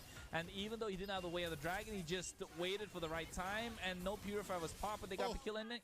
Oh my god. Okay. They get something. They get ISO. Those are the plays that Villanera needs to look for. Let Area 77 get over aggressive because you know that's what they're going to do. They're flexing on Villanera right now. Yeah, they're flexing indeed, man. Like somebody called them Giga Chads. I mean, definitely not in the game so far. Area 77 conceal play. Joybot's looking for another. Oh, not yet. He's TikToking. He's looking for the clips, baby. He's looking for the clips. PDR gets kicked to the face, brought back to the team. Guiding Wind, circling Eagle. Shiro gets the kill. And now Area 77 continues to take towers as Villanera is just pushed against the ropes. Yeah, I don't know. At this point, they're just backed into a corner. Joybot is just going in, going out, just flexing the capabilities of this Cho. At this point, he's just standing there menacingly, and Villanera can't really do anything about it. It's not a worry in the world right now. Shiro under the tower. Blazing Duet does come out. Oh my god. Shiro takes some damage, maybe in a bad spot, needs to back off. But see, if like PDR was there at that time, he could have maybe got the ejector. And Villanera just needs to hang back. Let Area 77 come to you because that is your only opportunity. You cannot be the one to throw the first punch here. Urashi with the bravest fighter gets some damage onto PDR. PDR in a bad spot. ISO able to get the kill. Back in the mid tower, still damage coming in. Villanera just trying to defend. Gila. The stun almost locks on to Gila. Oh, Shiro. A lot of damage. Shiro! Finds Comb, unable to get the kill, and now Shiro just gets away. Villanera never able to secure anything right now. Hey, it's been a blitz show so far. It's less than 10 minutes, and only 10 minutes right now. Talk about a bullet train going through, and I think Villanera can't see it coming. Ooh, Urashi does get stopped on the stun there. ISO continues to chip away at health bars. That's his job. His positioning has been great. He's 4, 2, and 3. But that airstrike does come down. Kohari with the Queller looking for the shot onto ISO. But the Guiding Wind takes them to safety once again. Yeah, and the way Area 77 gave shoutouts to all the people that they did yesterday feels like they're late for a date right now. Yeah, late for a date, late for the grand finals. They're trying to make it. PDR goes down.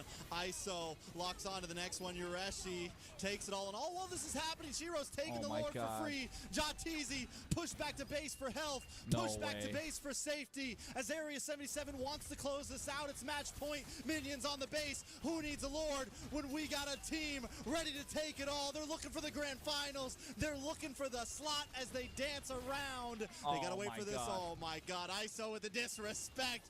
ISO just pushing them in the face right now.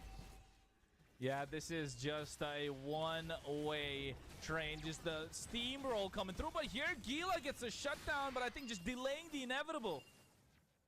Joybaj also in trouble. PDR looking for the 1v1. Mortality does pop. Bloood is on the base. Joybaj is keeping PDR away. Pushing him back. Gets the way of the dragon. Where's the base? Where's the Lord? Is the game ending right now? Who knows? ISO takes PDR as Villanera continues to defend with everything they can. It's all on the line right now. Kohari brought down. Taken out. With an airstrike back on the map. It's a lot of damage. Jatizi looking at the play. Able to dash back. BMI away. Gila now looking for Ureshi, getting some nice damage onto him. Villanera still hangs on. They still survive.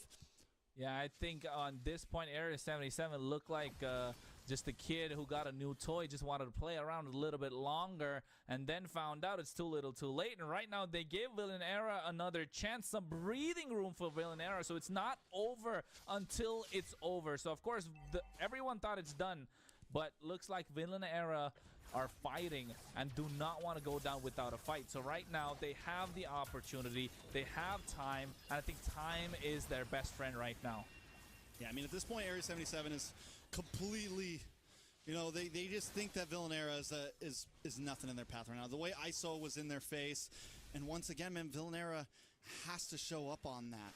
They have to find that moment that Area 77 is too aggressive. Oh, Shiro no. taking a lot of damage. Could this be one of those moments? They're unable to get the kill, unable to pack him up and send him home. And now Area 77 is finding the response with a big wave. The dragon onto Kohari. Fifth airstrike does come down. Gila still holding the front line as Joybaj looks for another kick, looks for another knockup, finds two. Ejector falls back, brings his own to safety, but Jatizi with the blazing dew wet. BMI's back, but Shiro's waiting for him at the mirror image, waiting for him for his destiny. Gila trying to go trying to go insane, trying to defend as Villanera does everything ISO. they can to hang on to this slot right now. ISO, Ureshi finds the kill. ISO finds another, and that's it. Team wipe.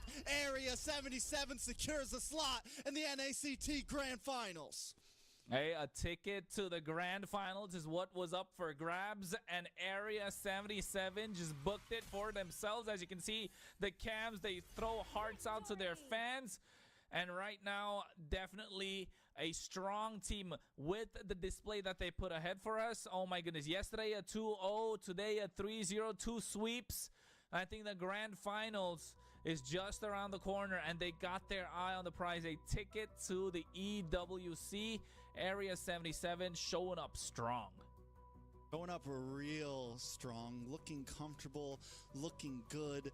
Maybe you could say they had an easy bracket. Who cares? Because right now they have dominated. They have been the one to stop any of these newcomers from making it to that grand final slot. And whether you doubt it, Joybaj and ISO once again are looking at a possible ticket to an international. That would be nice, right? It will be nice for them to get there. They want to see themselves there on the big stage one more time. But with this game, 26-8, Villanera did show up. It just felt like they weren't themselves. They didn't have the confidence that they needed. At least they didn't look like the Villanera from yesterday.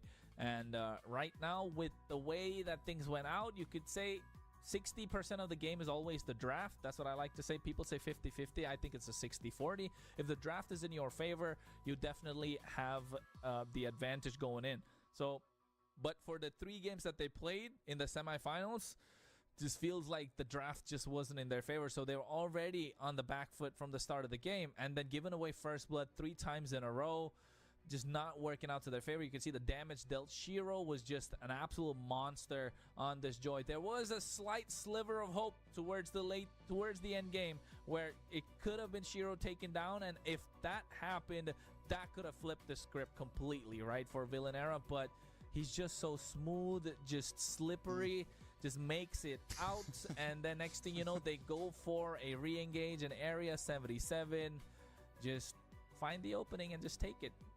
Yeah, and you know, that comes down to just the fact that Villanera always lost that early game, man. Because if they had a little bit more damage, they had one more item, they would have got that kill onto Shiro, right? They would have had the opportunity.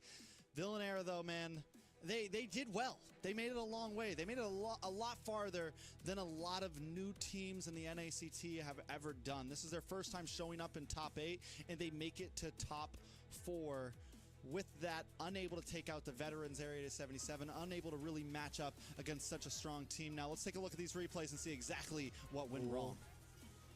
Yeah, I think you could see, right? What went wrong was that first initiation coming through. You let that Joy, you let Shiro loose. You gotta have PDR just panning over him the entire time, and that just became a problem. And after that, you let Joy Bodge lose, because now PDR's job is a lot more than what he signed up for. And then after a while, PDR just says, hey, I can't do this. This is not a part of my job description. And all of a sudden, Villanera just on the back foot, and ISO was just free hitting from behind with this Kimmy. And at that point, who could really stop Kimmy? Because PDR had a lot on his plate. He has to stop the Joy. He's got to keep a track of Joy Bodge. He needs to lock down ISO. It's just way too much. And I think just having too much on your plate just worked. It was just hard for him to do anything at that point. Look at the disrespect from ISO in that last play, man. I mean, they tried. They did everything they could. But, I mean, in all honesty, like Area 77, they were playing here, man. They were being extremely aggressive, trying to close this out as fast as possible. I don't even think this is Area 77's full 100% right here, right? This is them, in all honesty, you know, showing off a little bit. So I'm excited to see how they do in the grand finals. Yeah, I'm excited too, because definitely in this best of 5, if they went 3-0, it's something that they definitely practice and they know how to work it out. Because towards the end, I don't think in game number 2 and game number 3, those were drafts that they came up with on the spot. They wanted to see what could work, because in the second game they went for the Carmilla in the last bit to counter the chip. In the third game they went for the Lapu Lapu to get that bravest fighter to counter the Jawhead as well. So that's something that they probably didn't practice quite a lot, but I think with having the time right now to see who's going to be our grand final opponent after the second match, and then also doing the homework yourself, it's going to be real difficult. But I think before that, guesses on the MVP tracks. Before the graphic comes up, you got to let me know. Who do you think the MVP is? I'll actually know whose guess I really want. I want Liz's guest, our wonderful, beautiful host. I think she's going to be joining us here in a second. Liz, how do you feel about the games? I mean, it was a sweep. We have been seeing sweeps for the past day, but it does show that Area 77 came in strong. They're confident, they're happy, and if there's one member that I cannot keep my eyes off of is Joy Bodge. I think he made some critical plays. Yesterday, he was left out of the MVP, but we were talking about him, and I wonder today if he is indeed the MVP. Yeah, Joy Bodge. I think Joy Bodge could definitely earn it, but instead it's Shiro. Shiro also, man. Game 1, game 2, the guy was a monster. The Hayabusa to the Joy. I mean, really just showed up today, Kronos. Yeah, I think it's the consistency that he had, right? He's been consistent throughout all the games. And even though Joy Bodge had those TikTok moments, those plays, those flashy plays, but being consistent is key on its own. So I think Shiro being consistent throughout the entire time, throughout the entire series, just goes to show he deserves the MVP. 9-5 KDA, 54% kill participation. And I think having a 776 gold per minute, that's a little above average as well. So good play from Shiro, and I think he definitely has his eye on the prize for tomorrow. Eye on the price, it is. I mean, our casters' predictions have been pretty good. I would say we are above 50%. Everyone besides Trex. How do you feel, Trex, with supporting the underdogs? What do you feel about the match? Hold on, I'm tied with Kronos right now. Kronos had a wrong pick yesterday too, so I just wanted to make sure me and him come out of this on the same playing field. I appreciate your worry, Liz, but I'll be okay. Wow. Kronos, because Kronos was talking about it with among the casters that he actually supported for Eagle. But indeed, you guys are not looking so great on the predictions. But before that, we will be having an interview with ISO from the team. Hello. What's up, ISO? Congratulations on that sweep. Thank you, thank you. How are you guys feeling after that matchup? Confident? I'm sorry? How are you guys feeling after that dominating performance? Yeah, we're happy, and you know, we gotta stay focused for tomorrow. And how have you guys been preparing yourselves throughout the boot camps? What is your practice schedule? What have you guys been doing?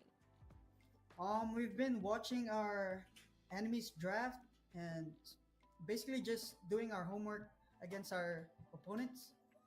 That's pretty Mhm. much it. And play some ranks. So yeah. Yeah, so when you were doing your homework against Villanera, what were some things that you guys noticed about what they do, and then you had to adjust your draft and whatnot for them? We noticed PDR is a Gatot main, so we just banned it. Hmm. And yeah, It we takes the just we just Farsa.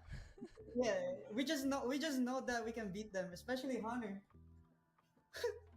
Wow, Hunter showing up. And we noticed that the last game we actually saw a Lapu Lapu. So Chicken yesterday talked about he doesn't like the XP lane tank meta right now, and he'd rather play Lapu. You guys actually pulled out the Lapu. What was the decision behind that? I actually requested that to Yoreshi, kind of just play for fun. Hmm. Yeah, that's pretty You're much still it. confident that you can just play for fun. Um, basically. Yeah, so a dominating performance, and tomorrow it's going to be the grand finals. You guys are the first team to secure the grand final spot, and with the matchup coming up, BTK versus Vendetta, there's ex teammates on both teams for you guys, for you and Joybot especially. Who would you rather go up against? I want to meet my my ex members, Yato and T, but I don't know.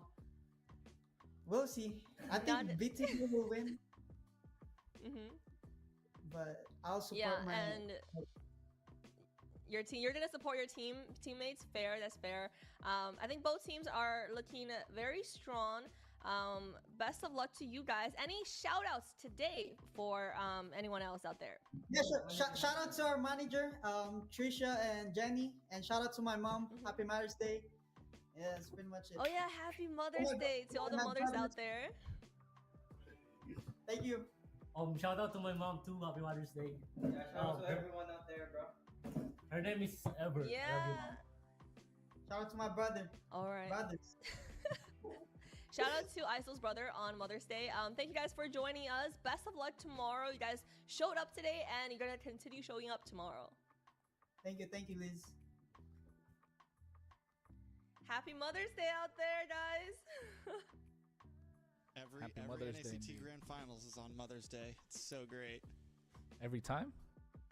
For the past couple of years, yeah, I feel like every spring season is on Mother's Day Grand Finals. Hey, well, you're just Yeah, happy you pretty don't got to much. go to work, Rex.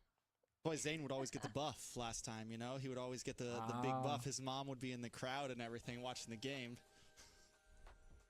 Yeah, it's always a wholesome moment for the spring grand finals, where it's always on Mother's Day. Last year we had an interview with the MOBA mom, and this year we get to see some shout outs to the mothers out there. So happy Mother's Day, everyone.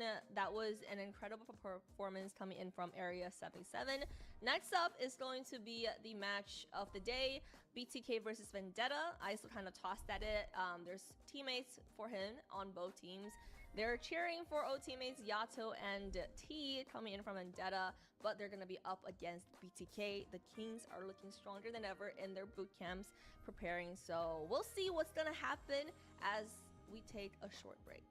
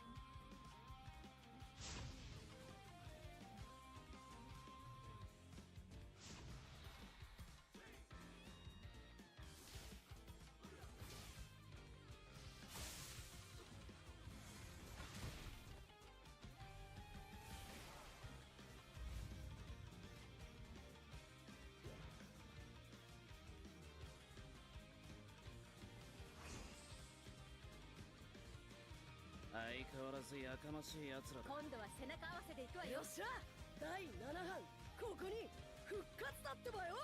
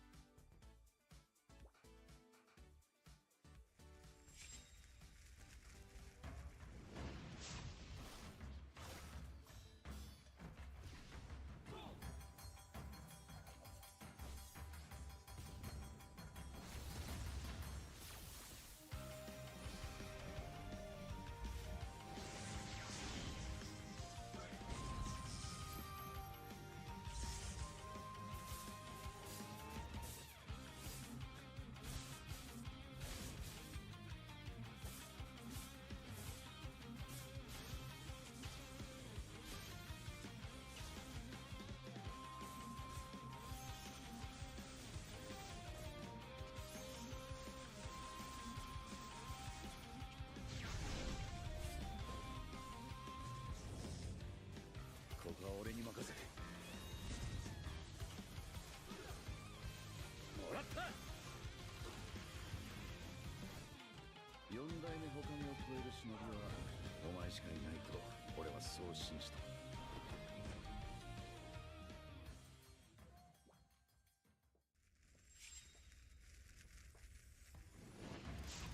みんな、渦巻きナルトが帰ってきたぞ。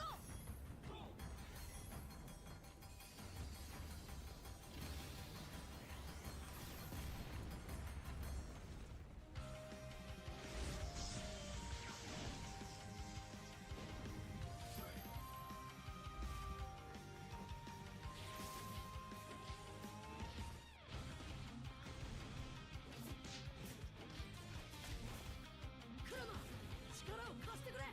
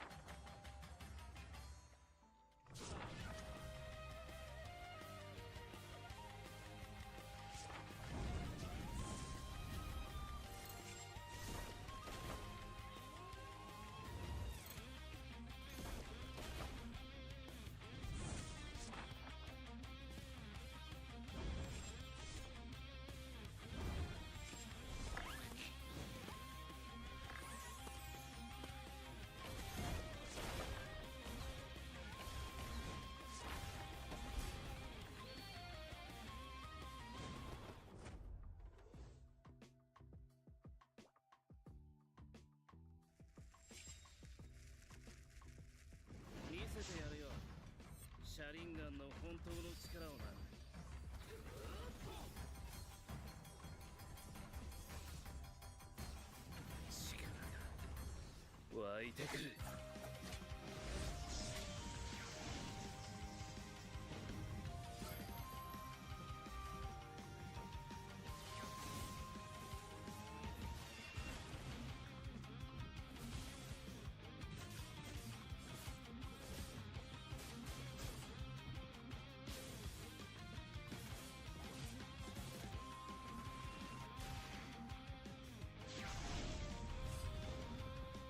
相変わらずやかましい奴らだ。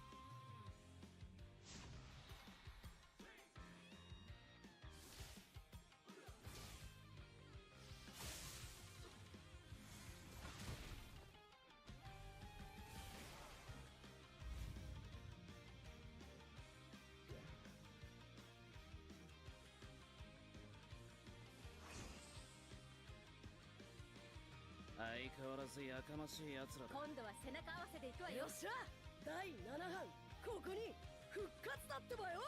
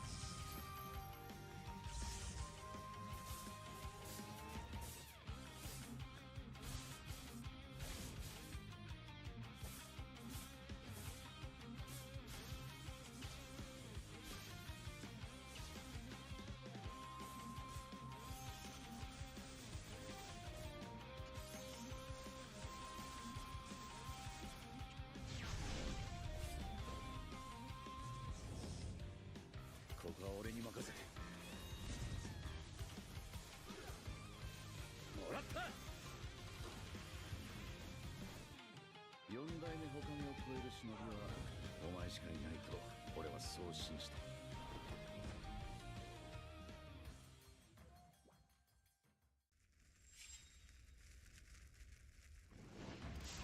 みんな、渦巻きナルトが帰ってきたぞ。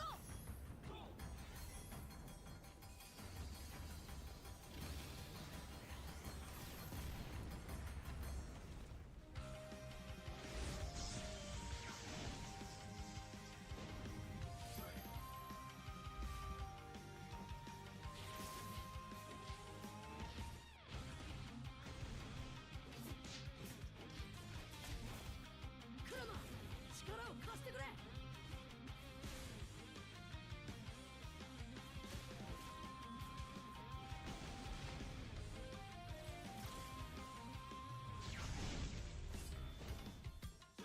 っしゃ、第7班ここに復活だってばよ。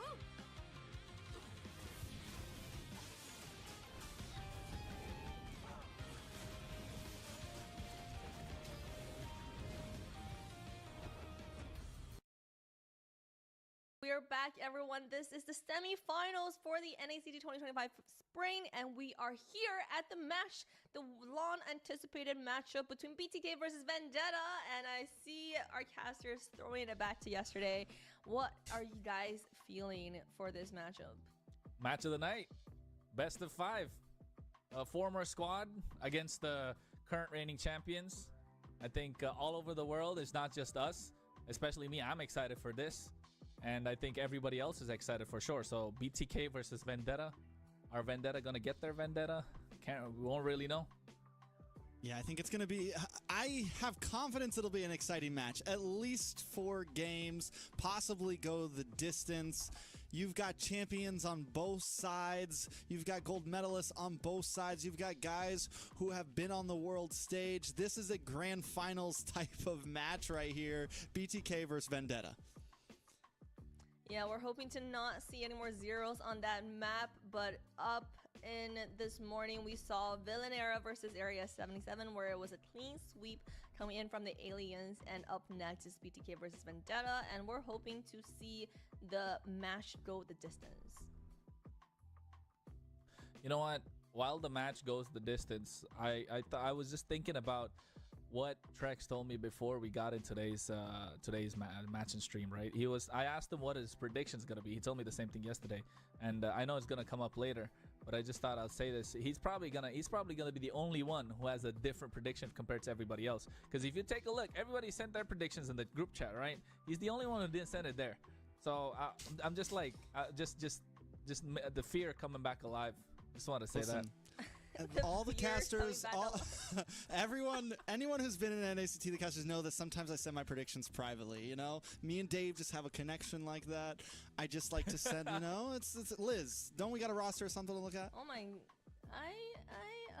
I'm spelling something fishy, but let's toss it into the rosters for this matchup. First up, for the Kings, we have Fried Chicken on the XP lane, Best Player in the jungle, Hoon on the mid lane, Shark in Rome, and Zia on the gold lane, the Savage Seeker. Yeah, he definitely got that savage shit last night, and I think he's gonna be looking for another one today. And Hoon doesn't seem as excited as he was yesterday. He's got his arms folded, ready to rock and roll. He looks locked in right now, and I think BTK locked in to get towards that grand final slot. At least that's what the prediction is gonna be overall. And but I feel like the other team definitely gonna come up and show up as well.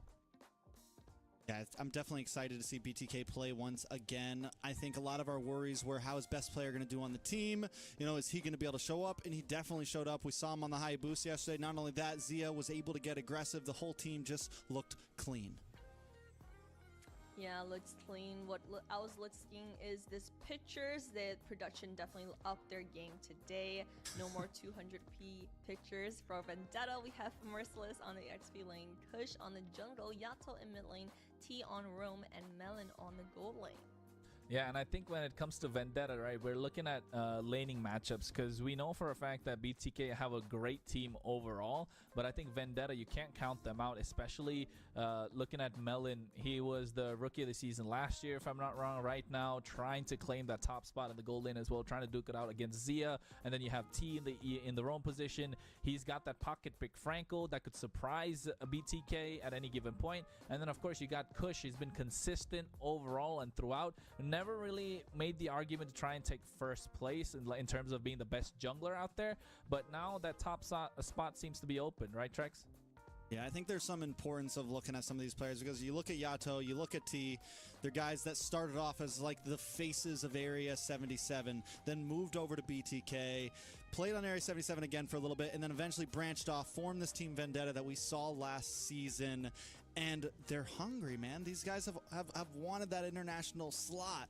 And, I mean, what other team to be in your way than BTK, than essentially the faces of North America? So it's a big day for them.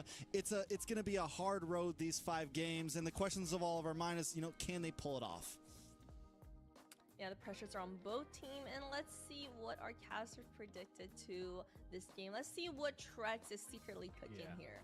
Now, it does seem like Trex is voting for the underdogs. I will go first with my predictions here for BTK. I don't want to doubt the bootcamp synergy. We saw how strong the bootcamp makes a team, a strong team already. And for the Kings, you just don't doubt them with that. But Trex, it looks like you are Mr. Fear today. No, Kronos can go first. He's 1, 2, 3. You know, Kronos, tell us about your prediction. This guy, he's just waiting it out. But I mean, BTK, because they're veterans, of course, in the scene, and they've done it all. They've been in the biggest of biggest stages, and including third place MSC. I mean, M3, sorry. And then you definitely had a lot more to play. Chicken's been rocking it in the EXP lane, probably the most flexible player in all of NA. And if you ask me, probably arguably the best player in NA when it comes to competitive as well. And you have Hoon, who's been in the mid lane. He's kind of like a general. He's willing to take a back seat, as we've seen so far in the games that happened yesterday and in the qualifiers as well. He's ready to take a back seat to try and play some of those support kind of mages rather than being the one to carry the team on his back. And then you have best player added to the mix, and Moba Zane's a sub as well. So they have the winning formula. You have Shark in your team, and I think you don't really bet against Shark, right? And then you have Zia that just proven his doubters wrong, and then he's showing up, popped the Savage yesterday as well. So it just overall looks like a strong team, and by no means are Vendetta a week or so. I just think it's just different levels to this game right now. Yeah, for me, you know, we've seen that BTK logo under my name plenty of times, hundreds of times. And today, it's Yato T, man. It's T season. It's Yato season. I just want to see them boys do something big. I've seen BTK do it 100 times. I think there would be some real excitement if Vendetta could turn the tables here. I do think BTK is the favorite, yes. But today, I think the support is going into the boys right now, into the kids right now to show up. Yeah, Trex is brewing some tea and pulling out the UA card. But before that, we have a giveaway for our audience watching at home. Hope you got your phones out, your popcorns ready. Scan this code for your chance to win 30 permanent skins. First come, first serve. Be one of the first 30 or 29 if we see another snap from Kronos. Hey, don't call me out like that. I'm not gonna do it again. Cause I mean the code is big. I'll read it out again. 6DY94P7K7UT2237G3. For those who didn't want to read the screen and had their phones ready, and just want to type in that code, that's the code. So you might get yourself some skins. I'll be honest, it works. I know everyone says in the chat that hey, this usually doesn't work, but this works, folks. I tried it. It's done. It works. So you get. He was our guinea pig. It's tested. Yeah, I tested. I tried it. Because usually, even while as a caster, most of the times, like this usually doesn't work. I usually get magic dust and stuff out of this. But hey, it worked. You can get a skin out of it. So what are you waiting for? Just it's a free skin. Grab it. You probably get an MPO skin. You can see the options that's there. So of course, if you ask me, I'll probably be looking to take that Crescent Schemidar. Isn't that a Khalid skin? Oh. There's a skin called the Badass Roller. I didn't even know that's that. Box, yeah. Hell yeah. I didn't know we were allowed to say that in Mobile Legends. The Badass Roller. I'm going to use it. I'm going to say it as many times as I can. It's the name of the skin. I finally get to do it. Trent's want to get himself some Badass Rollers for the next matchup. A very exciting matchup coming out. Hope you guys are ready. Casters, take us into the series. All right, jumping into the first draft here. BTK up against Vendetta Kronos. Now, when you talked about the rosters, you talked about the laning phase. You talked about, well, lane matchups at least. And I think one of my big focus points here is Melon versus Zia. Zia's been a star of NA. He's climbed his way to the top to prove that he is one of the most dominant gold laners we have seen in the NACT, in the NA scene. And Melon has been this rookie who last season started off on the bench for Vendetta. About halfway through season, came in and just shook the scene. And now he's continuing to dominate. He didn't get a Savage yesterday, but he got a Maniac. And I think if there's anyone he needs to take down to prove his place, it is gonna have to be Zia.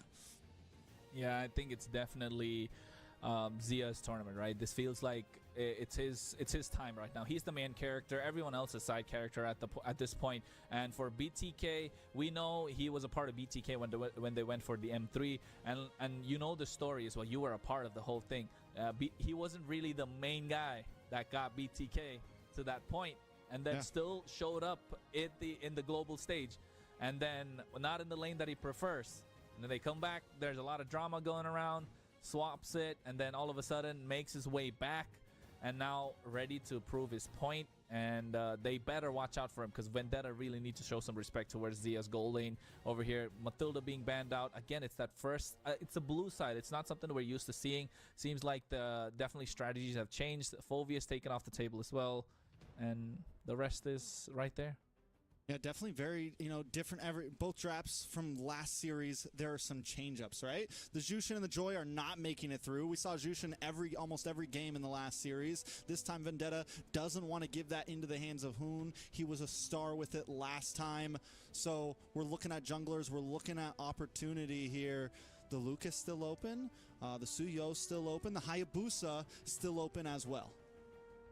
Yeah, Hayabusa. I think that's got to be the ban. Because usually best player is known for his assassins, right? And I've been watching best player since M1 days, since I was a fan. So right now he gets a chance to prove himself. Of course, right now that's the star squad, right? That's the so-called what do you call that? Is that I forgot the word. What do you call that? That MVP star lineup squad? Like all-star squad. That's the all-star squad of NA, right? At the moment. But you can see, although that comes through, before we move on, the band's Jawhead Gatot. You liking it? Yeah, I mean, the Gatot may be questionable, but I mean, you never really count out BTK. Vendetta, I think since the Hayabusa wasn't taken away first, it's a great pickup. You pull it away from best player, and not only that, but you take this Kimmy that Zia got the Savage on yesterday. So far, Vendetta looking comfortable, looking like they got exactly what they wanted in the first phase of this draft. BTK now forced to answer back. We've seen how Suyo's had a little bit of trouble against the Hayabusa. We've seen how some of those things have had a little bit of trouble overall. So do you go for it? Yeah, and not only did they pick up the Kimi, they even deny the Hayabusa, right? So best player right now doesn't get the Hayabusa, Zia doesn't get the Kimi, but I mean, they have a plethora of heroes to choose from. They go for the first pick Gatot, so it definitely works here. They could still go for the Harriet in the gold lane. The Granger is still a good option. But they still lock in the Suyo, probably the best jungler right now, apart from that. And they get the Selena. So again, Hoon's going to be rocking that Selena. Yeah, we saw yesterday. He was able to not be, you said it great. He wasn't as aggressive with it. It was more support. He always hung out in the back line, but it created this big barrier. It made the members of the enemy team not want to try to dive in, not want to try to get aggressive, because Hoon was always there to just put out the stiff arm, put out the Abyssal Arrow, and stop them in their tracks. Now, Vendetta got to finish out their first phase. What do we think's coming in? It's got to be a pick-off, right? They could go for a Cho if Tia at all plays it. He could even go for the Franco, but I don't think Franco here is good against the Selena. You're really shooting yourself in the foot right there if you go for it. EXP lane could be a good option. Yeah, they lock in the flex, right? The Badang's a really good pick, especially you don't want the Selena to dive in with that Garot. And also you get to have a lot more capability to make plays in these neutral objectives. And we saw the Badang one time yesterday from Team Ego. Vendetta actually beat it. It did look good, like there was some opportunity there, but Vendetta was just a little too far ahead for Team Ego to really capitalize on it. So excited to see how Merciless uses it. Could be a way to kind of sneak into that back line, sneak in, if you can find those flanks, find those angles, and you're able to catch Hoon, it could create the opening for the rest of the team to engage. Yeah, I think that's what they're relying on as well. At least having more than one options to make a play, because you don't want only Shark to be the one that create the play. You don't want Chicken the only one to make the play. You also have Hoon who can provide that off of an Abyssal Arrow, and with that long stun, it could feel like forever if there's a chain CC coming through as well. So it's good that they take out the Tigreal, because you prevent that opportunity being taken away from you, because you want to dive in, because with the fact that BTK have a Suyo, they have a Selena, they have a Gatot Kacha, they definitely want to dive in towards the opposition. So it works in the favor of Melon, who's playing this Kimi, but also just taking away heroes that could be a problem, like the Tigreal itself is a good ban. So they're definitely having a good drafting phase. It looks better than the first series, right? The draft at least. And then Vendetta also taking out the Hilda's clean, right? We saw Chicken use it yesterday twice in both games. And when you have something like a Hayabusa on the field, you have that assassin jungle, you don't want a Hilda running down on you here and there when you're trying to go get your purple buff. You don't want to be harassed by that Hilda. So covering their bases, well thought out, methodical on this draft. And since they've already picked up the Kimi, you now take out this Harith, Zia. The options are dwindling in the gold lane. Yeah, the gold lane is looking a little bleak right now. You got the Granger, you got the Iritel. The Beatrix is a great option as well. You have the Natan that's been buffed recently or had slight rework. And then you have the Clint. And to be honest, I think... Yeah, Clint is... Well, he's super strong at the moment. Okay. I'm not going to lie. I'm surprised I haven't seen a Clint so far. Okay. Only thing is his mobility is in question, right? Yeah. That's the only thing. So that I could say, like, Clint's not going to be a great option right here against Hayabusa. So probably looking to go down a Granger, maybe a Harriet. Harriet's already Granger, maybe a Beatrix. But so far, the Farsa is a really great ban. And then we get the clutch Yato pick, the Valentino. We saw him play yesterday a bunch. It's comfortable. It's easy. You get to steal the AOG as well. You get to have something to kind of fight back against the heavy crowd control of BTK. There's your Beatrix pick, not to mention stacked up with the Kalea. Yeah, that's instant burst, right? It's a good combo that comes through. You can go for the pick off. You have the Nibiru's Passion. You have Bennett's Rage. I've seen it played in the China Invitational as well, where they went for the Tsunami Slam and then you just go with the Bennett's Rage. So and then instant burst right there. So there's definitely a playmaking opportunity. Also there with the Abyssal Arrow that could come through from Hoon. And then, of course, they're looking good in these big team fights, right? Especially the Lord, the Turtles, level 4, BTK, super strong. What do Vendetta do to close it out? I mean, we're looking for a roamer, right? They take up the Hylos. They take up something simple here, something tanky, something that can withstand. When Suyo wants to try to dive in, you get that stun. You get some heal for Merciless on this Badang. I think it's a safe pick, the Hylos, right? It's nothing too crazy. You're not going to ever overextend exactly. It's something solid since they already have the damage. They already have the Kimmy who can kind of just hang out in the backside. You want something that can just stand in that front line as long as possible while your back end just fires away. Yeah, I think that's going to be the plan for Vendetta, especially with Melon versus Zia. Going to be I think that's going to be the highlight for this entire match, right? It's got to be that Beatrix versus the Kimmy. Yeah, and the great thing about it, too, is Zia also gets some comfort here. Like, Zia's no slouch on the Beatrix. We've seen him steal Lords with the Sniper. We've seen him do some insane thing. I think my big worry for him is going to be this Hayabusa, is going to be this Badang. You know, things that can really give him a hard time. I'm guessing he's going to take Flicker here just to try to escape. Maybe go for the Purify, but most likely Flicker. Yeah, it is going to be either or, but before we get into that, ladies and gentlemen, boys and girls, North America Challenger Tournament, second semifinal of the night, best of 5. The match to watch out for, BTK versus Vendetta. Who's going to come out on top? It is only game number 1 in a best of 5 series. Yeah, super excited for it. I'm wondering exactly who's going to play the aggressive foot. Yesterday, BTK versus the Valley, they were popping off immediately, both teams. But with so much on the line here, it could be a slightly slower game. I want to take a look at it. Zia does go for the flicker there, so we get some movement. Yato already getting pushed back. Yeah, he's already taken down below half HP, right? And that's the power of the early game of the Selena. Has those abyssal arrows almost connecting on towards T right there as well. Yeah, so, I mean, talking about early game, late game, where are these spikes happening? We know that Melon won't really come online until about third turtle or so, to whereas Zia could maybe make some plays happen. Hoon with the stuns, with the play potential that BTK has, they can look for some early game pickoffs here. One bad stun, one bad Tsunami Slam from Shark could definitely set them on a steamroll effect here. Yeah, definitely could be going either way, though, as well. If Kush gets those pickoffs early on, it could be a disastrous for BTK. And on the Hayabusa, that's what he's looking to do, because you can see right now, best player goes on towards, has the Soul Sever as well. Instant first, the Blood takes down Kush, and BTK have advantage straight away. Yeah, that's a rough start right there. Losing your jungler 13 seconds before Turtle pops up. He does have level 4 at least. Maybe they still try to fight this out. But once again, another pickoff. Best player gets the kill on the T. Yeah, that's looking rough right now. BTK maximizing the utility of the Selena, being as aggressive as possible, but you can see that best player one has his eye on the prize, goes for the neutral objective, and just racking up the gold, making it rain money on the side of BTK.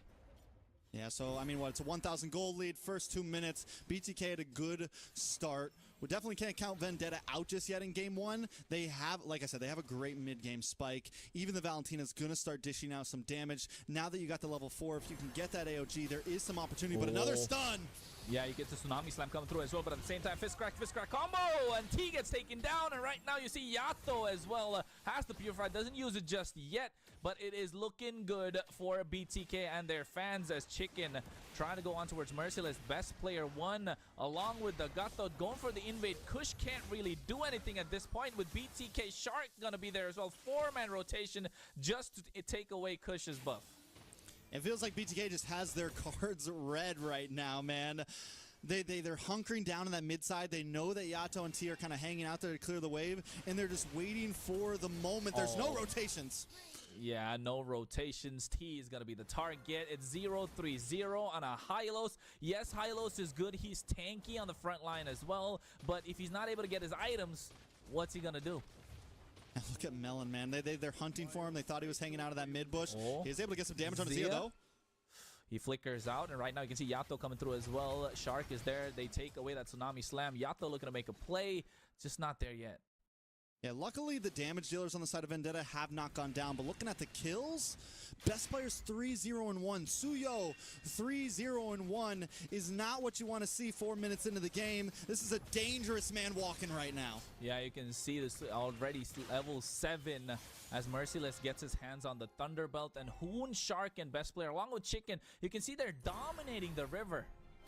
Yeah, I mean, This is, at this point, Vendetta's got to back off. They got to be careful. Bloodthirsty Kings are just hanging out in these bushes, waiting for them to walk by. Vendetta, at this point, can't even take the river completely. They have to take the long route around the back, but we're coming into second turtle, and VTA wants to fight for it.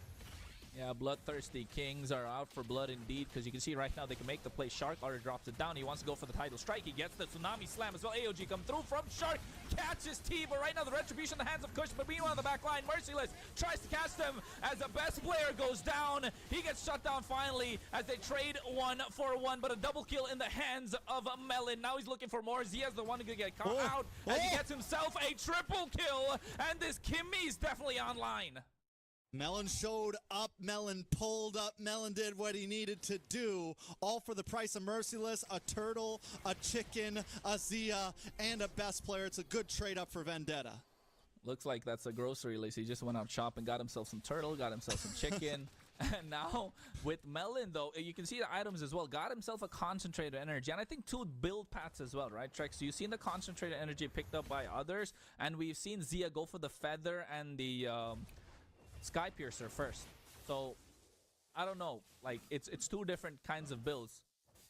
Yeah, and I mean, and we saw this. I don't think Zia went straight Sky Piercer the other day either when he took the Kimmy. It was like his 3rd or 4th item a little bit later, and we've seen some of the players that have gone for first item Sky Piercer fall a little bit short. So I think this is a safer route for Melon, but look at the pickoff possibly on the top side. Vendetta finally kind of getting into their groove. Yeah, they went for the conceal play as well, but right now they don't see Chicken right there. He could make the play once more as he has the AOG online as well. Looking for the taunt on towards Merciless, gets the pushback, but seems like they just want to disengage. You know, even though Merciless died at that last turtle, I feel like he did his job well. He's able to keep the rest of the team back to make sure Vendetta secures the turtle. And that pushback that he has is going to be real helpful going against best player in these fights. It's going to be real helpful going against Shark in these fights. It's going to be able to kind of create some distance so that Vendetta can play it out. So BTK, now that early game aggression is slowing down, they need to find some answers. Tsunami Slam comes through with the Menace Rage as well. Instantly they get a kill, and now they go for the second. Yato made his own play using the IMU, but didn't work out. Hoon gets himself the Abyssal Arrow. Mel is the target, looking to get out of harm's way, and I think BTK got what they came for. Eye on the neutral objective next. Do we think the Tsunami Slam is the good steal for Yato? It looks really cool. Yes, it's fancy because you get to dash in, then pop the Tsunami Slam to get the extra dash. But also, you're so squishy that when you go that deep, Yato's just getting melted down, and that's about all he can do when he needs to be the damage dealer. Yeah, I think that's the decision that they got to make, right? They have the choice. I think the choice is definitely going to make the play, make or break the game as well, because a hero like Valentina has the option, but right now they go on towards and pop the Purify as well, try to survive. Good Terrify come through, and they target down Shark while Kush is trying to clear the wave. As you can see, goes in for the quad shot. Ogi Shadow Kill on top of Zia. He's taking out low, but he still survives as BTK Zia lives to see another day. They're looking for Melon, chunking out some damage as well. We got us a game, boys. It's 6-3. We're 7.5 minutes in. Gold at practically a standstill. BTK 1K up right now, and still not a single tower taken. We're getting to the Lord, and it is a stalemate. Oh my god, they go for the Tsunami Slam on towards Yato. No Purify used just yet. We can see instantly they get the kill, and that is the power of a chain CC composition. All right, so now with Yato down, 18 seconds on the clock, they do have time to buy before Lord gets on. BTK just looking for some map control, looking for some more pickoffs. Oh, Melon, though, he's able to get out of harm's way, but he's in the back line. They go for the AOG, gets canceled out by Merciless. A good play, but again, he goes on top of Melon as Chicken is looking for him. Revitalize to help him survive, and there's the big glorious pathway used as well. Melon is to get out of harm's way, but Shark comes through, gets the knock-up, and now get 1 kill apiece as Melon gets himself the Sky Piercer. He should be looking for more, but I think they call it a stalemate and just walk out. Yeah, but best player for T is a good trade in the hands of Vendetta. Not only that, but another kill into the hands of Melon. Watch for the pick up on a Merciless, still able to get away though. Oh, and you can see Kush goes in with a quad shadow. Ogi shadow kill on towards Hoon as well. Chicken takes the brunt of the damage. Right now you can see the Tsunami Slam coming through from Yato as they get the kill on towards Shark. And here comes the fist crack combo. And they take down Zia. That's a double kill in the hands of Melon. Okay, boys. Vendetta showing up right now. Melon is 6-0-0. I don't know if BTK is going to want to give over that Kimmy once again. Lord getting chunked down. BTK, do they even go for this? Best player on the back foot. Well, you can see right now the Lord is taken down low. Kush gets the retribution. Lord in the hands of Vendetta. And now they back off, buying their time. Lord is already marching down the top side. And I think this gives plenty of room for Vendetta to play around with.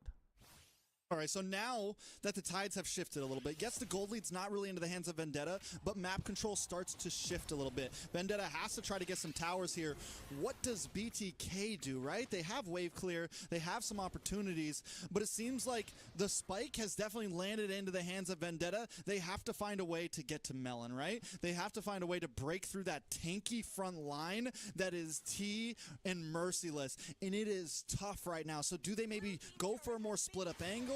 Look for some flanks, let best player kind of play the field a bit and not be the front line. That, I think, could be the answer. He needs to look for a way to the backside, get that Queller onto Yato, get that Queller onto someone else.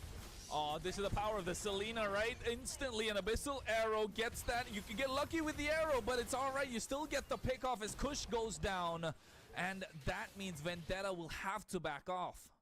Yeah, those are the little mistakes that could be game deciders, right? Those getting caught by one arrow could completely turn the tables in back in a BTK's hands here.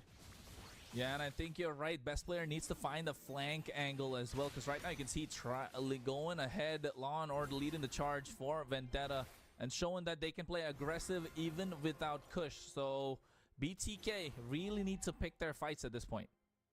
All right, so back to the drawing board for both teams. It is still a dead even stalemate. We're talking 30.6k gold for both teams, 9-6, 11 minutes in. And VTA just hanging out in this mid side. Watch for Fried Chicken, though. Doesn't want to steal it. Yato does take the Tsunami Slam, so watch for the big possible dive play from him. Yeah, and I think not just that, BTK have a lot more options to play around with. They have the arrow, they have the AOG, they also have the stun that could come through, the Bladesters that could come through from best player, but right now Kush is going to be the target there, making sure they lock him down, not giving him any room to breathe. Yeah, BTK is playing the map so well right now. They get that top tier 2, which is huge. A little bit of play, though, on the mid side. Yeah, Shark tries to go through, looking to pick off someone. You can see at the same time, Penetrates come through and misses completely, but again, AOG coming through from Chicken, but in the back line as well, Merciless goes through and they find Kush, so that's Jungler or a Roamer traded as he finds himself a double, but Best Player comes in, cleans up shop, but you can see Melon has the damage as Best Player takes, oh my goodness, he's just able to make it out by the slightest bit of HP. Yeah, I mean, it's back and forth, 2 for 2 right now. Big snipe shot, Zia takes him out, finds Merciless, it's huge. And just when it looked even, BTK comes out on top of that match. Oh my goodness, BTK able to turn it around even though they're not the ones that initiate the fight. It is looking good for BTK, but they don't have the towers though. The mid lane tier 1 is gone, so that means their jungle is wide open, and now they turn their attention towards the Lord. Let's take a look at the gold, though. Melon, 10.5k. Zia still sitting at 8.5, but that does feel like enough, especially with the sniper in his hand. Oh, yeah, but you can see Retribution on point as well. And here comes through the rest of Vendetta. They get the arrow on top of Yato, but right now you can see the back line. They get the kill out towards home with the Oki shadow kill. Kush finds his mark, finally gets his first kill on the board, as right now Chicken will have to go away with the AOG. Yeah, so they get the Lord, they lose Hoon. I mean, Chicken's doing a great job at locking down onto Melon as well, but they just can't seem to get the kill onto Melon. They got to drop some of the defense stats on this Kimmy, because it makes zero freaking sense. Oh my god, Shark goes for the flicker plan, they catch Kush off guard, and right now Yato comes in, but too little, too late, he got the memo, and you can see right now Melon is there, he's going to be the target, the Lord is already taken down, and now BTK stand tall, and they have a little more breathing room to play around with. Yeah, even though Vendetta's putting up a fight, it does feel like the map is consistently pushing in on them. BTK continues to win the fights that matter, right? Yes, Vendetta comes out on top here, and then wait a second, Merciless, a little too deep. No, yeah, I don't know what he was thinking right there. He wasted the flicker, and he was trying to take down Zia, but I think he was just able to dash out of harm's way. I mean, they're hunting, both teams, and they're comfortable with it. I mean, yeah, waste the flicker, but still at least creates a little bit of space. Another tower might go down here. I think this is important for Vendetta to try to save this one, especially before this Lord, since it's on opposite side of the map. Yeah, it is going. They got to play that far lane. They got to make sure they have some sort of wave presence. They have that wave clear. They need to have map pressure on their side, because the way Vendetta have played it out in the early game wasn't the best. The mid game, they really did well, caught up in terms of gold. But now again, 14 minutes in, BTK have the gold lead. Although it's not a lot, they definitely have the items to back it up. So now, without the mid lane stand-in for both teams, Tier 1 down for BTK, Tier 1 and 2 down for Vendetta. I think Vendetta must pick their fights wisely. Yeah, not only that, Best Player just locked in BOD. Pretty sure he's about max item down now. And Best Player is approaching these fights a little bit differently. About 2 or 3 fights ago, back in the mid lane when Vendetta took that mid Tier 3 tower, but BTK still kind of ended up winning out. Best Player waited. He wasn't the first one to jump in. He let Vendetta use up some of their skills, get a little bit of low health, and then Best Player comes in. And look at him now, taking the angle, not the front line. He wants to be the assassin. He wants to be the cleanup, and I think that is the way to approach these fights. Yeah, I think that speaks confidence as well, right, for BTK and Best Player. But right now, he gets caught up. Fist break, fist crack combo. And you can see right now, Melon is there. He has the maximum charge used up as well. And now BTK will have to disperse. But you can see the AOG coming through from Yato. He's able to immune that, as Best Player is going to be the target. Has the soul server. He gets the kill on towards Yato, but gets shut down. And now that's a kill in the hands of Melon, as he is legendary indeed. BTK will have to back off just 10 seconds before the turtle. No jungler. Advantage Vendetta. Yeah, that is value right there. 30 seconds till you have a retry on the board. Vendetta gonna try to rush this. Will BTK try to stop him, though? Maybe go for the steal. They're aggressive team. I think they will. Oh, you can see the arrow landing on towards T as well. Kush has to back off because Chicken is right there. Lord about half HP, 20,000. They're looking to reset, but he goes for the play. Merciless on the back line. Glorious Pathways time as well. Bennett range to make that, create that separation. Retribution misses out. Shark gets the Lord, and they get Kush as well. They trade only Chicken for Kush, and they get the Lord in their favor. Zia finds himself a double, and now T and Melon are in no man's land. T, what are you doing? He gets a triple in the hands of the Zia. BTK show up, and now Melon will have to run away because Best Player is there to clean up shop, as Melon gets the kill. No, he gets shut down, and Yato goes down as well. A 5-man wipeout as BTK are looking to take game number 1 in the best of 5 in the semifinal. Welcome to the realm of the kings. Just when Vendetta thought they had it, BTK steals it from them. No jungler, no problem. Shark steals the Lord and gets the kill. An insane finish to game number 1. One misstep and it flipped the whole game, right? Just one misstep, all it took. I think Vendetta rushed that Lord towards the end. If they took their time, got the space that they needed, it would have been a completely different story. But that's where BTK, their experience comes into play. They know when to press down. They know when to go aggressive. And that really showed up in their side.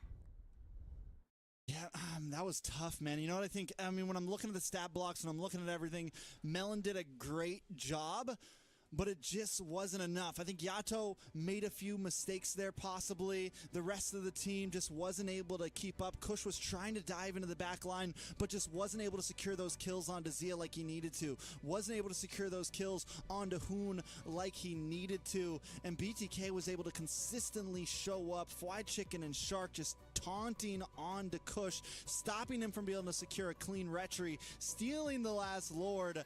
I mean, BTK, when it comes down to crunch time, they crunch. They crunched, and they crunched hard, and at this point, feels like Vendetta really need to shake it off, because by no means did they play a bad game. It was a brilliant game. It was fantastic. It's just towards the end, one small misstep, one miscalculation, and then BTK are just that good to not let it go. So at this point, I feel like Vendetta need to find an answer, because Melon played brilliant on that Kimmy, right? It just took one small opening that BTK needed, and then they just exposed the wound. That was tough, man. But I mean, the good thing is it was a great game. I think that's just game 1, man. That's just game 1. I think we got a good series ahead of us. A lot of possibilities. It went back and forth. It was down the line right there. But Vendetta's going to have to be able to push a little bit farther because that's, I mean, knowing BTK, that is where they have always thrived in those high pressure situations. Taking a look at the game, BTK starts off great. We're looking at 4-0 in the first 4.5 minutes. And this is a point where we do start to see Melon pop off a little bit. We start to see the possibilities. He secures the double kill here. And I mean, just continues to be relentless. Another double kill. He's 6-0 at 10 minutes in. And this is when we're biting our nails. We're wondering, oh man, is Vendetta gonna be able to take this back? But the big thing about BTK is they continue to have map control. They take the top 2 towers. They continue to keep pressure everywhere across the map. And every single player was on point. And this is where we're at First Lord. And I think this is the moment where Vendetta really kind of kicks the bucket almost. It's a problem. They get the trade up. They're almost able to turn this into Lord. They decide to go for the rush. Was that a bad call or did they just perform it wrong? That's the question on all of our minds. I think they just played it wrong at that point, right? There was a right call.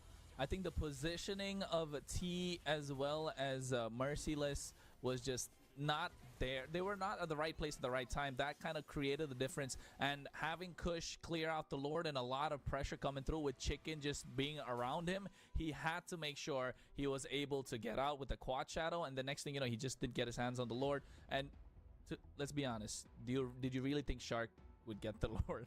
No, I thought for sure Kush was gonna land the retry, man. I was like, oh yeah, they're good. Fly Chicken actually jumped into that pit. Like immediately, like he jumps in. I see the taunt come on. I see the taunt, the little taunt pop over the head. Yeah, I'm like, yeah, oh yeah. man, this could be a hard time for Kush. I'm like, okay. And like you said, Merciless, instead of someone hanging out back with Kush, whether it's Merciless, whether it's T, they go forward to try to push the rest of BTK back. But while that's happening, Shark and Fly Chicken are just over here jumping Kush on the Lord pit, and it's a tough time, and Shark's able to steal the Lord, and at that point, because Vendetta's so split up, because Merciless pushes so far forward, it just causes trouble, and then Zia's kiting so well. I think the moment that Lord was gone, Vendetta had to back off, but it was too little, too late. Now we're into game 2, BTK up 1 in a best of 5, Vendetta on the blue side.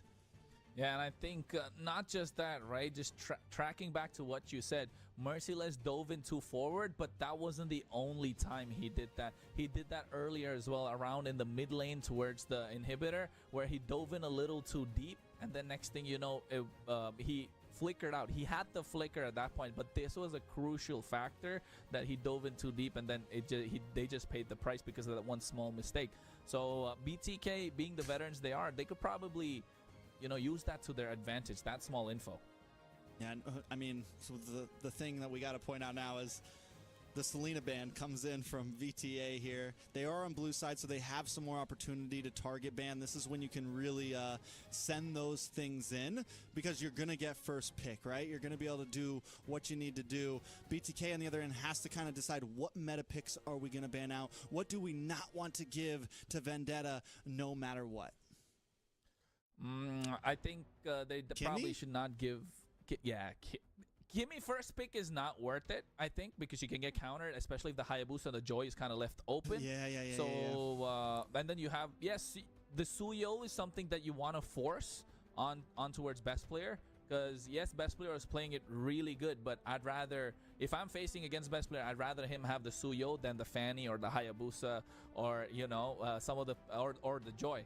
So that definitely should be the plan of Vendetta, but they ban out the Kimmy instead. Yeah, and this gives them now, since they know we don't want Kimmy up front, right? Like what you just said. So we don't want them to have it. We don't want to be forced into picking a Suyo or a Hayabusa just to steal it. So with the Kimmy gone, it gives them a little bit of playability to maybe, yes, this time we can steal this because we're not going to give you Zia Kimmy, right? We don't want to pick it up front, but we also don't want to give it to you paired up with some other monstrous pick. So I think it's a solid ban on their side, especially since they're looking for something else on this first pick. Yeah, they probably want like the Gatot. I think that's what Vendetta are looking for as well. The Gatot's been a really hot pick. So picking that up would be good. The Harriet is still open. The Hayabusa is still left open. That could be good as well. Kush didn't play it bad at all. It's just that there was definitely miscommunication coming out from the team, from what we could see, right? At least. And now the Jawhead being banned out, making sure they don't have that aggressive early game in the favor of BTK, and of course respecting that Selena as well. So now Shark, are they still gonna let the Kalea through? Because the Kalea is open, the Hayabusa is open. Valentina, I like that. For Yata. Yeah, I mean, and what it does is you leave a lot of things open, but you also target ban. So it's like both teams have some options, and this is what we want to see. This is what you normally see in a grand finals types match, where the super meta bans are like left off the table, and it's like, fine, we'll just leave all that stuff open, have a free for all, see who can get the better counterplays, and that's a great spot to be in at only game 2 between these two teams. Yeah, I think. Oh, but guess what? They leave open the Jushin, so it's being picked up by Yato, of course, at this point. And Phoveus is one I was looking for, because Phoveus is really strong pick and that allows BTK to play that front-to-back composition as well. Yeah, so do we think that they lock in the Hayabusa here right away? After last game, I feel like they're confident, right? Even if they give over the Hayabusa, they feel they take it. I was going to say they feel confident with the Suyo, but nah, we want to be even more confident. We take in the Hayabusa. VTA, do they just now lock in the Suyo as the response, keep themselves? Yes, they do. And now maybe a nice roamer to give him a good time could be a possibility. Or the Harith. I think no, I don't think the Harith is good here. Probably go for a Cho would be really good if they could get that early. Or even the Franco, right now. Yeah, Franco looks really we good. saw last time. Yeah, could Franco definitely looks be a possibility. Because I can smell BTK picking up a Farsa right now. So, because the Farsa is really good to counter against the Jushin as well. You do well against the Suyo. So right now, they got to go for a lockdown, and they get that Kalea. That's good. Yeah. I think that's more of like, we don't want to let Shark get this pick. So at least it keeps us safe. I think, yes, the Franco would have been good, but the Kalea at least denies something from BTK as well. Once again, BTK gets this Gatot, which has just been a menace in the land of Dawn. And not only that, it is flexible. It gives them opportunity. Shark can play it. Chicken can... Actually, no, they already have the Phoveus, so it's not flexible. They're locked in with it. Yeah, they're locked in indeed, as right now we go in the second phase, so they can't really flex that roam EXP. I think they'll be looking to take away a lot more EXP laners now that I look at it. Yes, the Esmeralda is going to go off the table. That means they're looking to play the Harith on their side. So a Harith's got to come out from Vendetta as a ban, right? I mean, it's definitely a possibility, especially since BTK's first pick, Harith could be taken out. We could just really try to limit down the pool. But they need a gold laner as well, right? They need something to put into their own pocket, so you don't want to take too much away. And it seems like they are going to go for mid lane as well. Take out Hoon. Hoon's been loving these long-range mages. Novaria definitely hasn't been something we've seen, but I'm not counting it out of the realm of possibility as something Hoon could pull up with. Novaria is good here, not gonna lie. That's good. That's why it was banned out as well. So definitely, Novaria is a great ban, because if they had Novaria on their side, I don't see how Vendetta could get anywhere close to the Novaria unless they pick up a Claude or even a Yuzhong. So that's there. But right now, another EXP ban should be coming through. Maybe the glue gotta be respected, because it's way too tanky. Just changing the skills. The grab is gonna be a big menace in the land of Dawn for BTK. And now Vendetta looking to choke out another mid Harith. Yeah, had to be the Harith. So do we think we see the Farza pick up from BTK here immediately? And then if they do, VTA, since they didn't ban it, do they pick up something, do they pick up an EXP laner to count it? Maybe something like the Lapu, something crazy, get a little spicy. A lot of possibilities on the map here, Kronos. Ooh. Yeah, I agree. A lot of no. I'm not a fan of the 1-1 here. I mean, I get the point. You got that skill to purify against the Kalea, but you're still getting outranged by the Jushin. So I'm not really sure if it's the best pick, but because even Vendetta could pick up the Irithil right now, but they lock in the Franco on the. So EXP lane Kalea, Franco still comes in. He juked us a little bit. He juked BTK a little bit, and then you get the Beatrix. Now I agree with you with the Wanwan. I don't think it can. You could work it against some teams, but Vendetta aren't slouches. I don't like. It's gonna take a while for that 1-1 to really be able to do something. Sicilian? Sicilian? Oh, Yves. Yves solid too. Yves is solid too. Especially you have the AOG, you have the Phobius, you have heroes that can hold people in a little bit longer and just fight in that box. Yeah, BTK are looking strong again for level 4 in the turtle pit, right? They want these neutral objectives. They look so strong in these neutral objectives. On the other side, they have the pick-off again with this Franco. You have the wombo combo with the Franco and the Beatrix. Yes, you have, again, Beatrix with the Kalea. So it's good combos for Vendetta, but that team fight capability for BTK just looks scary. Yeah, I feel like BTK brings in this big team fight composition. You have the damage, you have the ability. VTA, on the other hand, you have some big play potential to turn the tides. You have something like the Franco that can one hook could change the game, right? One big tsunami slam could change the game. One good snipe shot could change the game. So VTA looking for those moments of brilliance here, but they got to be able to pull it off. Yeah, it all comes down to the early game, especially the first 2 minutes. If I'm not wrong, if Merciless has a good lane in the game in the EXP side and is able to control Chicken, then definitely VTA will have a good opportunity, a good chance to fight it out, because we go into game number 2 in this best of 5. Already one game in the hands of BTK. Yeah, I'm excited for it. I want to see how Hoon and Shark play this mid game. Last time Yato had a little bit of trouble along with T in the mid side, but this time look at T. He's the one getting aggressive. He's the one invading, and that's kind of what you want to see from them if they're going to try to be able to keep up in the early phase here. Yeah, they gotta be able to keep up as well, because you can see the comms from BTK are gonna be cleaner compared to from the ones from Vendetta, right? Yeah, all because they're in the same room. They got boot camp going in. They definitely took this a lot more seriously. Not like Vendetta did take it, but oh my God, T. The cheese delay is there. That's what we like to see. And I mean, little things like that could make the difference. Try to get Kush a little bit ahead as much as you can. It already feels like a slightly different rotation from BTK, slightly slower, but that could change at any moment. Yeah, and I think if T keeps it up as well, right, it's gonna get it's gonna get in best player's head. He's gonna get a bit tilted, and at this point, like you mentioned, every second will count just before this first turtle. And BTK with their clean rotations, if they're late by a second, with the way Vendetta have been playing, it could prove to be dangerous. Yeah, and last game we saw BTK get that first blood very early on. They were able to take out Kush. He walked right into the bush.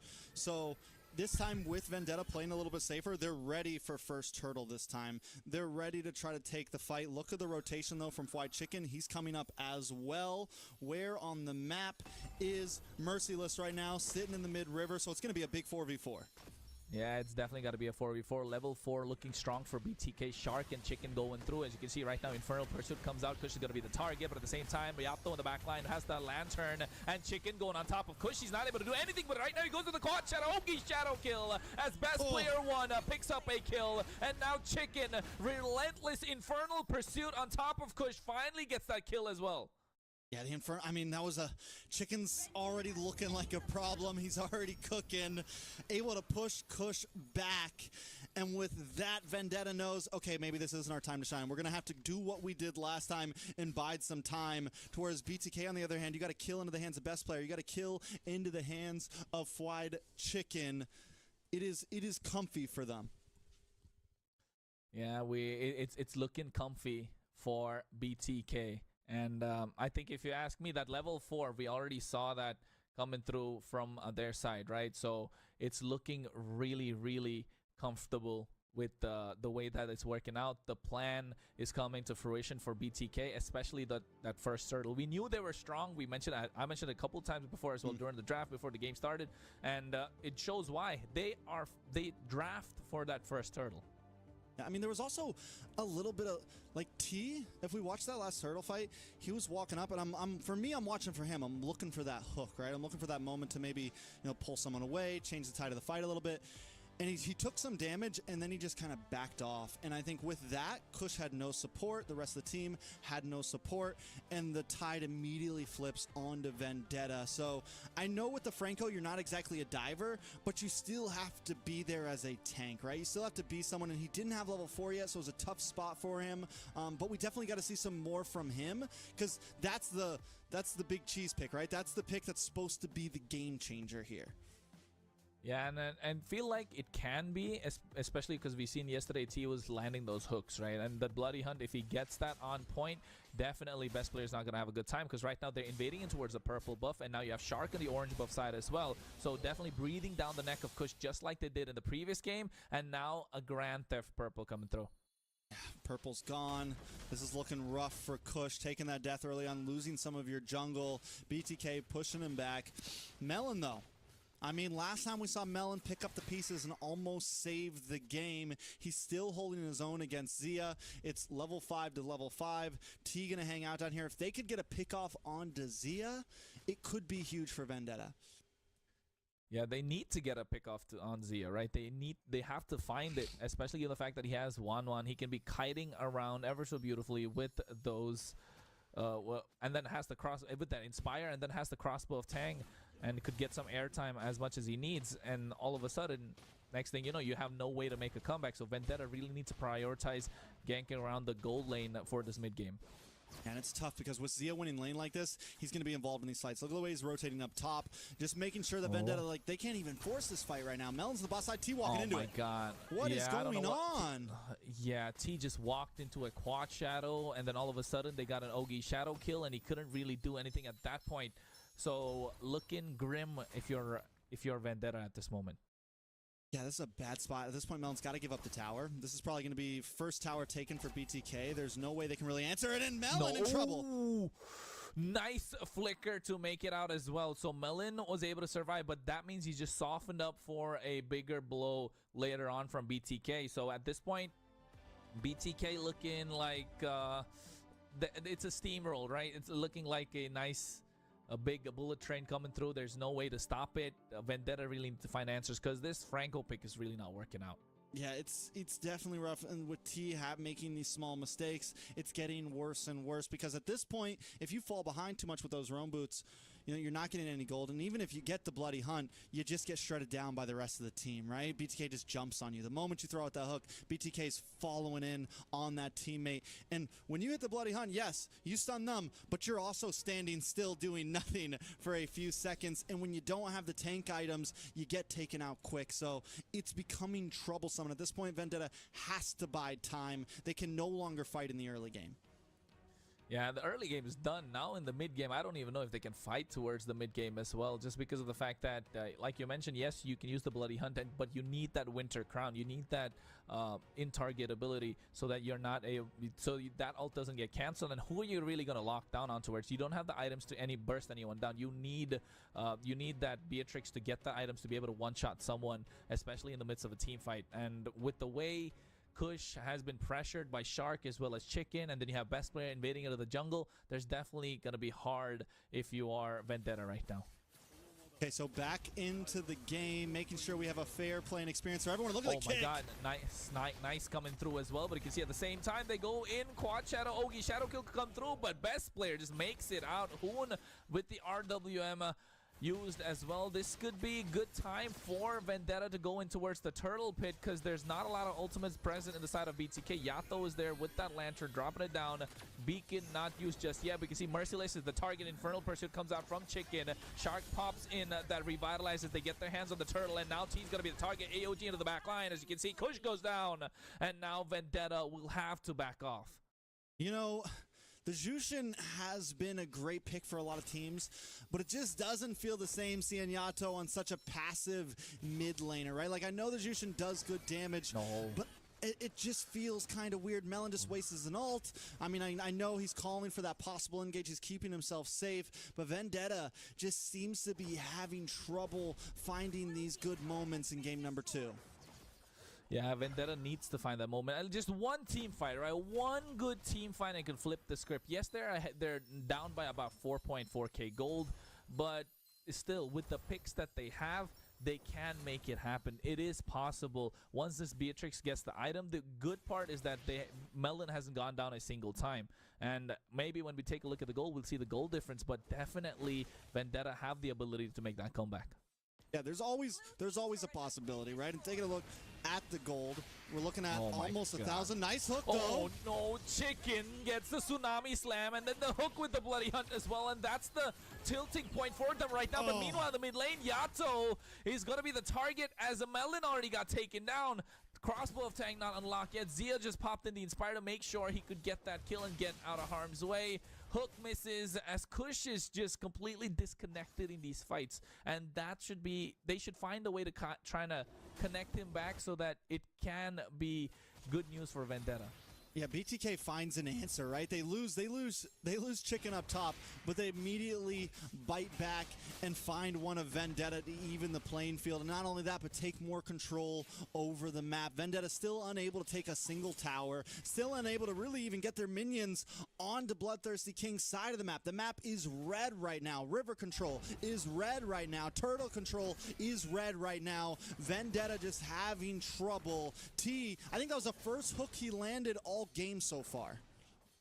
Yeah, I mean, if you count the buff, it's probably the second one, right? But right now, BTK go through. Menace Rage comes in as well, right? Nice Tsunami Slam. RWM dropped down from home as they try to get that tier 1 in the mid lane. Shark makes it out, but you can see Kush is going to be the target. Has a Soul Saver on towards him. Nibiru's passion from Melon to pick up a kill on towards best player 1, but double kill in the hands of Zia. 4-0-1 on a 1-1, and still hasn't used the Crossbow of Tang yet. Yeah, Zia's popping off right now. Zia's making moves happen. He's shaking. It's 4-0-1. He's got the DHS and he's got the Crows and Scythe. He's working on to the next one. Melon just got his BOD in, which is an expensive item, and that's why, you know, I mean, it's gonna take time for him to get online, but it might be too much time, especially with the fact that we just got we just got more range onto Zia. He's comfy. He's confident. It's gonna be a tough hero to catch. Yeah, it's going to be a tough hero to catch, given the fact that he has an inbuilt Purify. So the only one that could catch is T. He has to flicker for it as well. So they need to find an opening, and Vendetta, I'm not really sure who's going to provide that, to be honest. They got to play off the hooks, and if T's not able to hook anyone, it's going to be difficult for Vendetta to even make any sort of play. Yeah, I think first things first, Vendetta has, like, before they can even take a full 5v5, they would have to take out Shark, or they would have to take out, you know, they have to make it a 5v4 because they can't just run in there. There's no, Zia's going to get free shots all day long, so unless they're able to kind of break down that front wall a little bit, there's just no way. And then if they do full dive, best players in the back line taking out Melon and Yato. Yeah, that's true. If best player, you got to watch out for different angles as well. So you're not wrong. Looks like Vendetta have a lot on their plate. So at the moment, with BTK breathing down their necks, and now they go for the AOG along with a nice RWM as well. Good play, good shot call coming through from BTK as they catch two off guard completely, using the edge of the RWM as a mini stun, and then following that up with the AOG. That was disgusting.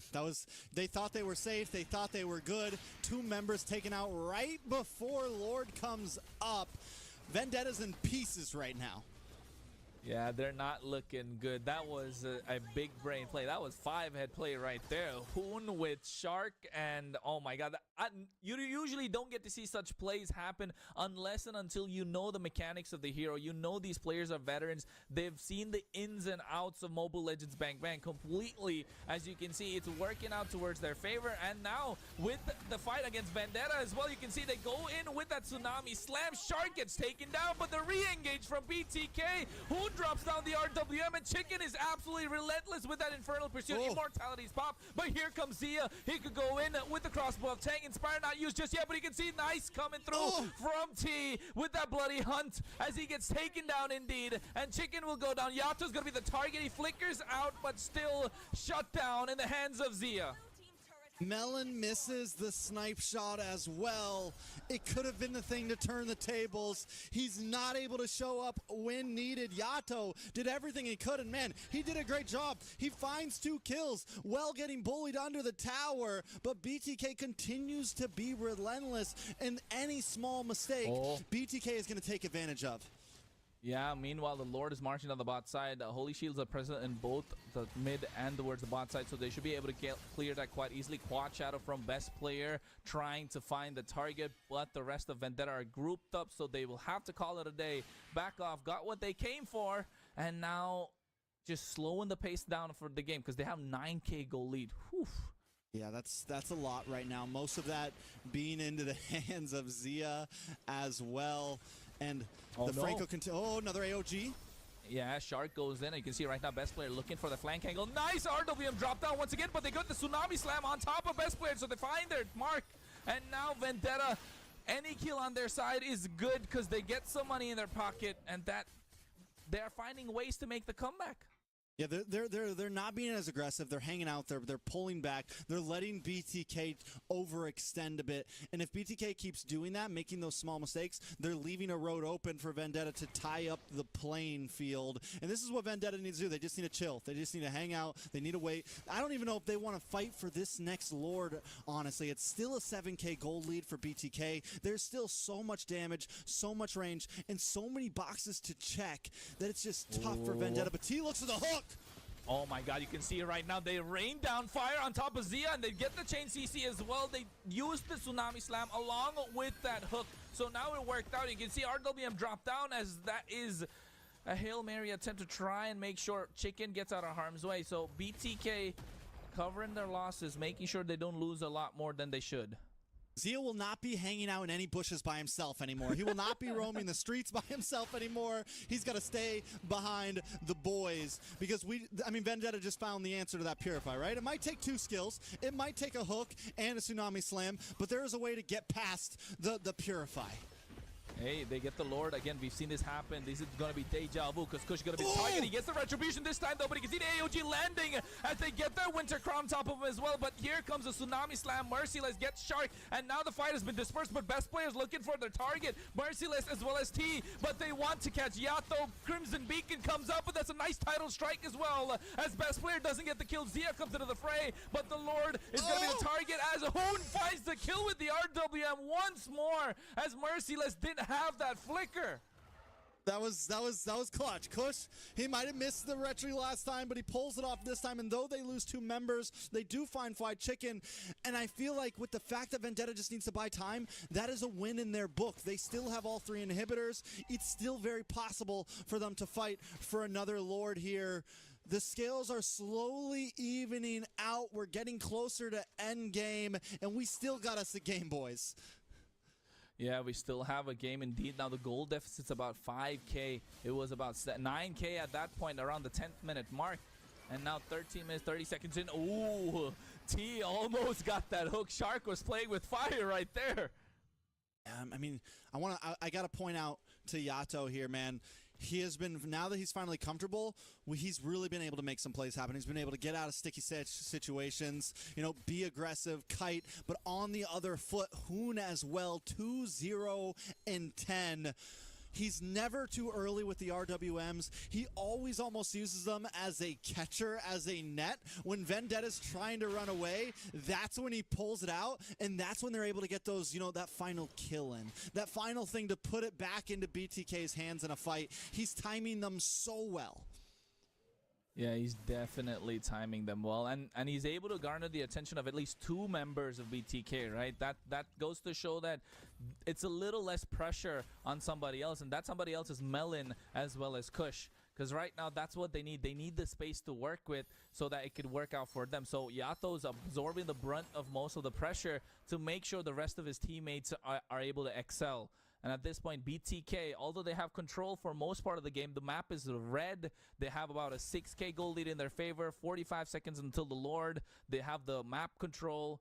So definitely that one factor could still be a boost towards Vendetta's capability or ability to win. And Melon did just lock in Wind and Nature. Going to give him a little bit more time to fight, but he needs to start landing these ultimates. We saw Anubira's Passion miss earlier.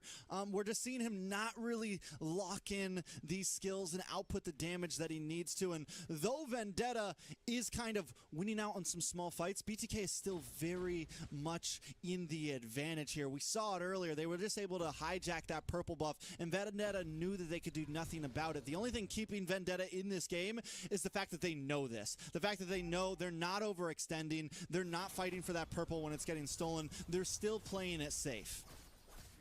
Yeah, they're definitely playing it safe right now. As you can see, Shark and Chicken doing their jobs, making sure that best player can secure the turtle, or the Lord rather, and now they get the Lord in their favor. 15 minutes in, and seems like Vendetta need to find answers, need to find a pickoff.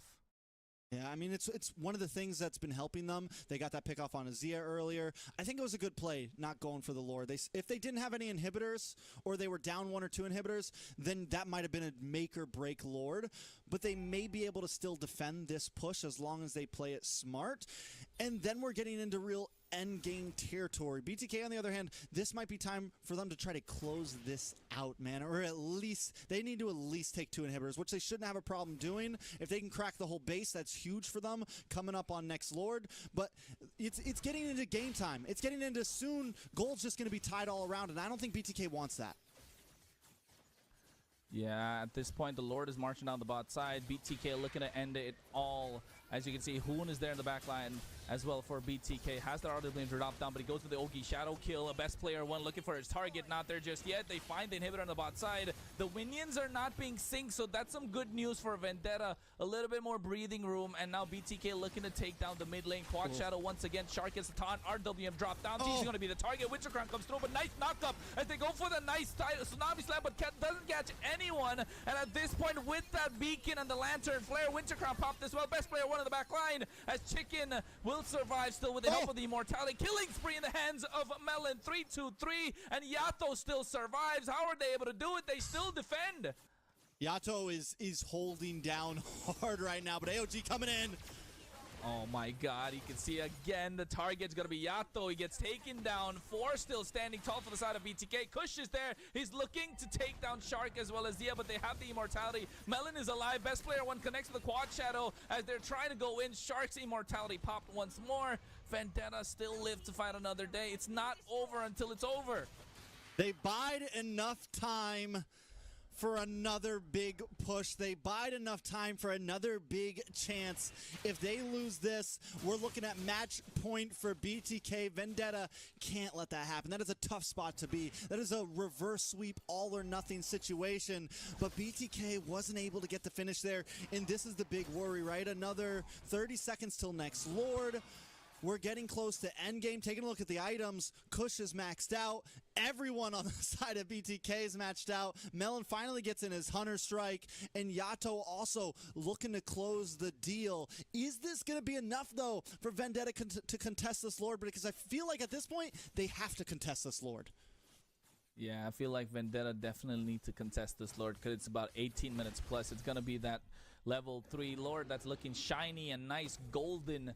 And this Lord could change the game. They just got to steal it and make sure they survive, and it could change the game completely if you're Vendetta. But BTK realized that they're looking for the pickoff indeed. Look at best players one's positioning. Yeah. Oh. Wait, I'm waiting for the big AOG from Shark. That's what they really got to watch out for, too. Any possibility. Kush hanging out in this tri-bush, looking for the angle in. Goes for the Tsunami Slam, but there's the Winter Crown popped in as well. As you can see, the RWM has dropped down. Best player going to the back line. Kush is taken down low. AOG come through from Shark. He catches 2, and now Melon is there trying to melt him down as Merciless is the first one to fall down. As Fried Chicken goes on top of him. Infernal Pursuit is there as Melon flickers out of harm's way. Immortality is popped. They get Yato as well in the process, and now a shutdown on towards Melon. Best player secures the Lord as T's going to be the next on the chopping block. Kush taken down low. T is next as well. BTK looking for the hunt as they find 4 and now take the base crystal. Game number 2, match point on the side of the Bloodthirsty Kings. A clean and precise finish for game number 2. BTK, I mean, even in that last fight there, man, the back and forth, the ability to know once they had the fight, we're going to go back and make sure Kush doesn't get the steal, because Kush was hunting for it. Kush, when the rest of his team was getting annihilated, he was still sitting by the Lord looking for the possible retry to turn the tables, and that might have been the big mistake, because once Melon got cornered by Chicken, there was no way out. You're just getting boxed, you're getting punched, you're getting knocked out in the face, and that was it for VTA. It's match point now for BTK. Match point. Are they going to go undefeated and towards the final just like Area 77 did? Because with the way that they're playing, it's not that Vendetta are playing bad, it's just BTK are playing a lot cleaner, because they got 21 kills to their favor. Vendetta had 8, and BTK's best player just brings a different side of the rest of the 4, with the fact that he can flank from the side, and then you have Zia, who's been popping off, with Hoon making plays at 92,000 damage dealt on a Eve. God. Yeah. That's ridiculous. And I mean, and that's the thing about the Eve, is it's not like a super exciting hero, right? Like, it's hard to see that damage racking up. But as I mentioned, those RWMs were key in so many fights, man. Every time VTA thought they had the advantage, every time they steal a kill away, Hoons traps him in an RWM and then makes sure that his team gets 2 kills. Almost every time he dropped a big RWM, they secured at least 2 kills out of it. It was huge, it was game-changing, and it just goes to show that Hoon still got plenty of heroes up his sleeve that can be detrimental to their playstyle. Yeah, it's definitely detrimental towards their playstyle, because at the moment you got Hoon, who's again, he's willing to take that support role on to make sure the rest of the BTK members can shine, and feels like it's working really well, because the tower damage dealt by Vendetta is basically 0. They didn't take a single tower that entire game, and that game went on for about 20 minutes plus. So that just goes to show how much in control BTK were. And even though we made it to seem like Vendetta have the option, they have the opportunity to make that comeback, yeah, looking at the stats, it speaks a little different, doesn't it? Yeah, it definitely speaks a little different. There's got to be some sort of answer here, and we're at match point. Vendetta has to play tight, right? I think overall in draft, they're looking for some answers. I do still feel like BTK is getting the better of them from start to finish. But before we get into all that, let's take a look at the replays. Early game, once again, BTK just takes control, and First Blood falls into the hands of best player, First Turtle, and they start off in the first few minutes with a several thousand gold lead. And right here, T gets the first hook of the game, pretty much. And this was, some small glimmers of hope. Yato starts to get a bit more comfortable. He gets a kill onto best player. There seems to be some slivers of light in the darkness, but it's just never enough, because just like last game, every time that Vendetta felt like they had an advantage, BTK finds more. They always seem to win up on the trades. If you take 2 kills, we find a kill in a tower. If you take a tower, we find 3 kills. It seems like they always just have the upper hand.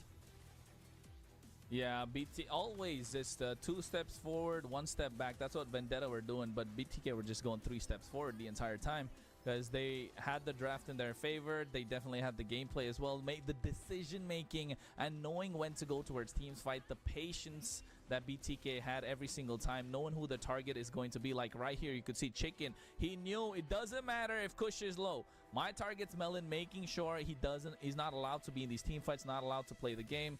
And knowing that and knowing what to do, knowing your role, to the dotting your I's, crossing your T's, BTK, bloodthirsty kings for a reason. Yeah, so my next question is, with Melon not performing as well that game, right? Fly Chicken was on him nonstop. Everyone was on him nonstop.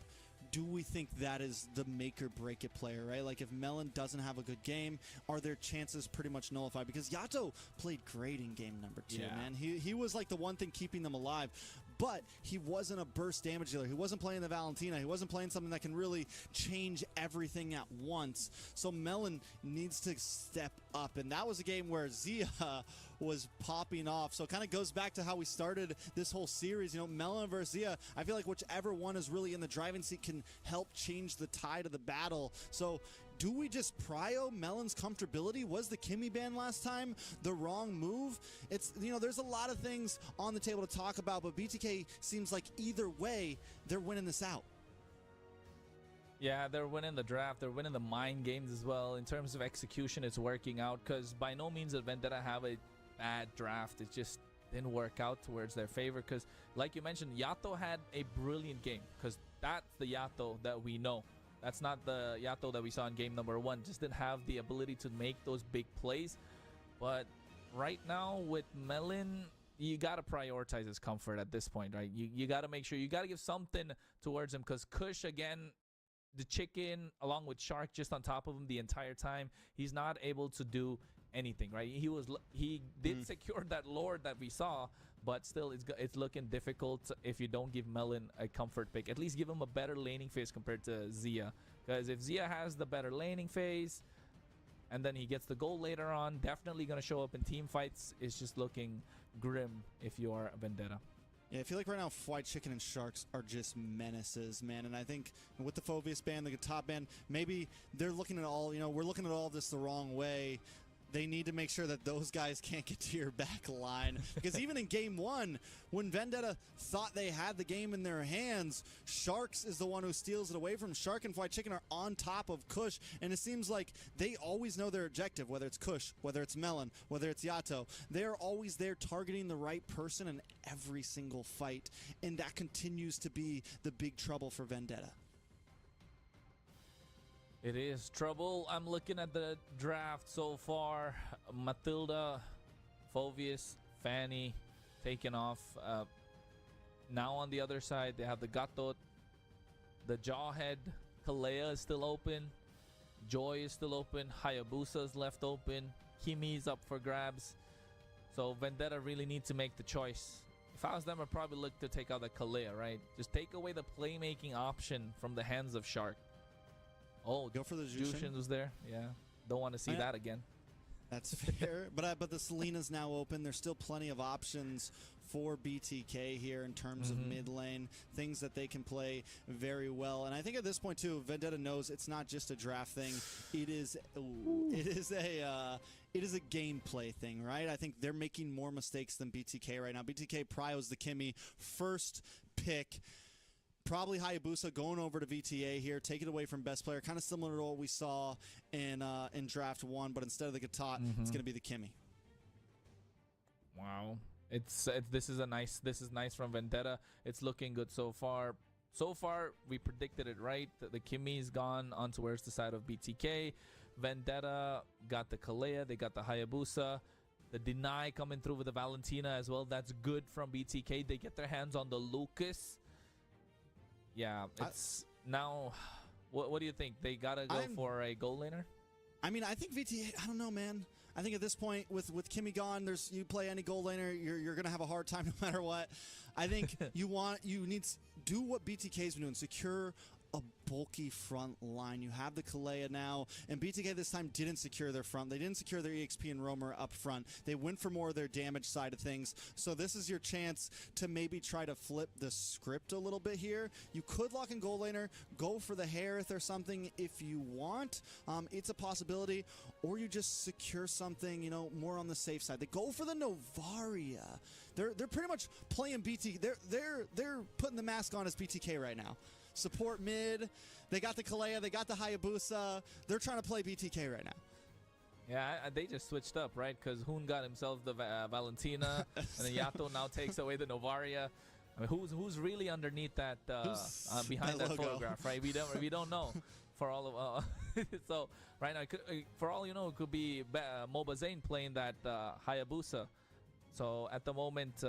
I mean, it's all jokes, guys. So at the moment, you can see the Joy being taken off, of course. But I still think the Joy would have been all right if you give it away, because you have the Hayabusa. That means they're reading that this Lucas is going to be in the EXP lane. So far, it could be slotted in the jungle EXP as well.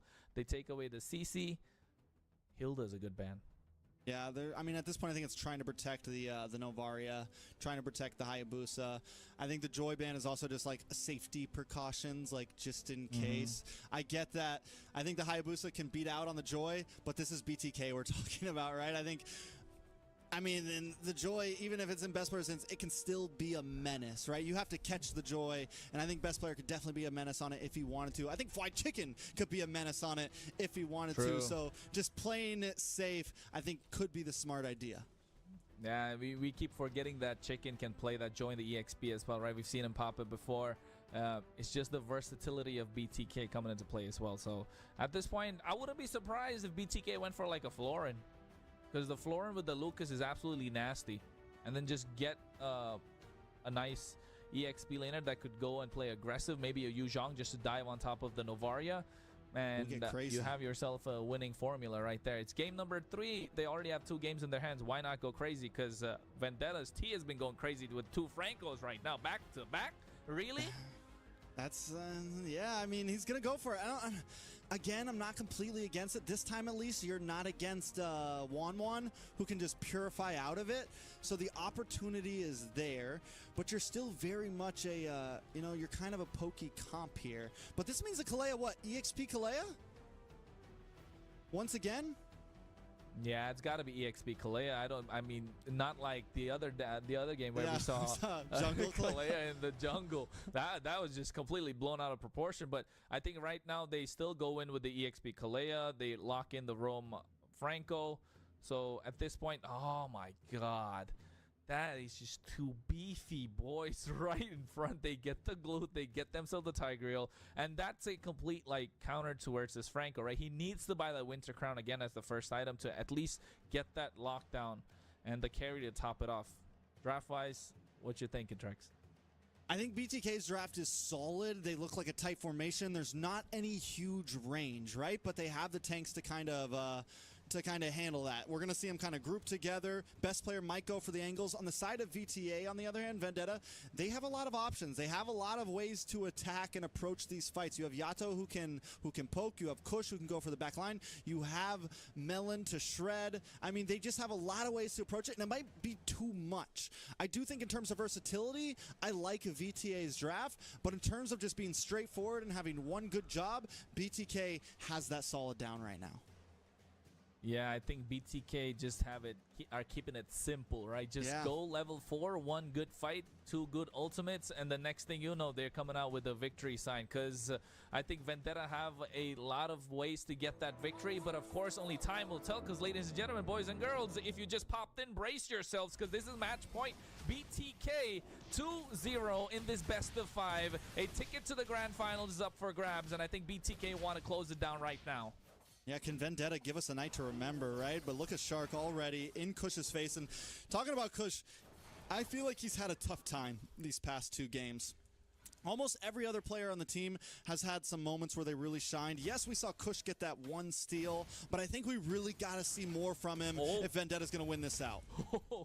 Nice flicker play coming out from Shark, baiting out the flicker from Yato early as well. And I think right now T's going to be the target. Nice Terrify from Hoon. Merciless goes through with that title strike, and now they disperse. BTK do not want to make that mistake in the early game. Best player making his way in towards Elite Wanderer as well. If Merciless can continue to rotate, though, ahead of Fried Chicken, it could be big, but now he might pay the price for it.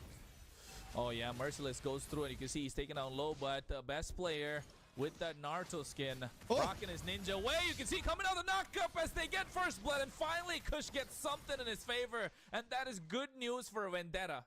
This is the first game in 3 that Vendetta's been able to get first blood. First game in 3 that Vendetta's even been able to put a kill on the board in the first few minutes. But now they're fighting back. Yato in a bad spot, taken out. Shark gets the kill, and more action on the bot lane, it seems. Yeah, I think Yato is in the wrong place, the wrong time. T missing out on the hook as Chicken is able to clear the wave out. T's going to be the target. Look at BTK just corner him at this point. They're trying to make a sandwich out of this Franco, and T has no choice but to go out of harm's way, and I think T just gets taken down. Yeah, I think it's a smart play. He doesn't waste the flicker. He'll be back in 7 seconds. It's not a big thing. I think it would have been worse to use the flicker into the top and try to run away from that. So I think it's well played. Well played indeed so far. At least didn't give away free goal towards the side. At least a lot more assists as well. But you can see Hoon already getting the turtle started. Best player making his way in towards that turtle pit, level 4. And they're always looking strong. Merciless does have the option of making a play. Hoon is there as they get out of harm's way. And I think they're giving away this turtle towards BTK. Merciless, though, is keeping tabs on it. Not able to get it, but at this point, let's take a look at the junglers. Level 6 to level 5. Kush still a little bit ahead, but Vendetta, I think, need to look for some play. Shark. Maybe on the top side here. Zia's really low. Oh, Shark is there, but right now gets the nice implosion on towards Melon. But you can see at the same time, T comes in. Nice knock up along with that bloody hunt. They chain CC this Tiger to death. Oh my goodness, he was already locked out. I didn't know what was the use of the Tsunami Slam right there. Insult to injury. Vendetta are out for blood. Yeah, they're finally, I mean, it feels like this game, they have a good groove. T's landing those hooks, the hooks we didn't see him land last time. They're being a bit more patient, but who now? Who nice. IMU bloody hunt coming through as well, but Kush goes in with the Oki shadow kill. He gets the kill, and now Zia's gonna be the target. He survives, but no gets taken down. And now you can see Vendetta are looking a lot more comfortable, a lot more confidence flowing in as they are able to take the game at their pace. I mean, they're definitely, the momentum is there, but they need to turn that momentum into gold, right? They need to turn that momentum into towers, because right now, 500, 600k gold lead, I mean, 600 gold lead isn't anything too major. Taking a look at the items, we did see that Corrosion Scythe lock in for Melanie's 1-0 and 2, and this time he has the advantage over Zia. Zia's still hunting for that first item, and 400 gold, or 600 gold isn't a lot, but in the early game, it's pretty huge. Yeah, and the early game is huge, especially when you want to build those part items, right? You could want to build, especially if you're Zia, looking to go towards either a Sky Piercer, which is about 1,500 gold, and then you have a Concentrated Energy, depending on how he wants to go and which route he wants to go, because we've seen 2 different builds come through, but here the Iron Hook lands on towards Shark. They get the nice Astral Echo, but you can see they go into the Flicker Implosion. They get 1, and they get 2. Double kill in the hands of best players. They get the split, and grab on towards Melon, and all hell breaks loose as BTK rain down 3 kills on towards Vendetta, and just like that, in the blink of an eye, the tides are turned. But guess what? Kush might be looking for more as Hoon is there, and now he gets cornered. They're trying to make a sandwich out of him. He doesn't have the quad shadow, and it comes in with that big Tsunami Slam from Merciless as they get the turtle. BTK still have the advantage. Yeah, I mean, look at that. I mean, even with best player taking a death early on, the damage is still insane. He knows when to strike. Same thing with Hoon, 115 a death. They were still able to burst down 2 members of Vendetta like it was nothing. So Vendetta's got to be careful in approaching these fights. Zia also is just a walking, ticking time bomb. Yeah, Astral Echo comes through, but a nice implosion coming out from Shark. He catches 2 T as well as Merciless, but Melon is just going ham at towards the tier 1 turret in the top side, but they still get something. But you can see 1v1. Kush gets taken out by best player. I don't know what happened down there. I would have loved to have been a fly on the wall right there, a fly in the river. But Kush taking out 1v1 is huge. And it just shows that best player has the advantage right now in terms of jungle prowess. But the back and forth still happening. No towers down. We're coming into turtle number 3 soon in 60 seconds. And that, I feel like that's going to be the big breaking point. That's where we're going to see the tables finally heavily veer into one of these teams' favors. Yeah, and it's just one fight. I think there's one more fight in favor of BTK and they could take it all, but Vendetta need one fight to pull it back, of course. 40 seconds until the turtle spawns. Kush is trying to get that split on towards the bot side, but you can see coming through. Best player goes in for the flash step flash combo. Oki shadow kill, gets the kill along with the bloody hunt, so they get their target, and now Vendetta have some breathing room as the rest of BTK still dominate that river. Yeah, this is the best we've seen Vendetta play for sure. And this is also a point where BTK's maybe getting a little too aggressive at some points, but this is a bad spot. Nice. Merciless goes to Tsunami Slam on towards Shark. He didn't use the implosion, no flicker baited out just yet, so that could mean that this turtle fight could be big for BTK. T just locked in the winner crown, giving him a bit more opportunity to get aggressive. Maybe instead of just going for hooks, he can start going for, you know, flicker bloody hunts and get in the thick of it. He has a bit more time to buy, and this is third turtle here. Yeah, at this point, BTK already get the turtle in their hands, zoning out Vendetta completely. And Meanwhile, Kush just trying to split the map as a Hayabusa should at this point. Yeah, and doing it well. I mean, both, and then even bottom lane gets pushed a little bit. So they lose the turtle, they get a tower, they even up the top side a little bit. Definitely hanging on, but is hanging on enough? Because that seems like that's what's been Vendetta's been doing the past 3 games. Yes, they're keeping up, but they're never winning the race.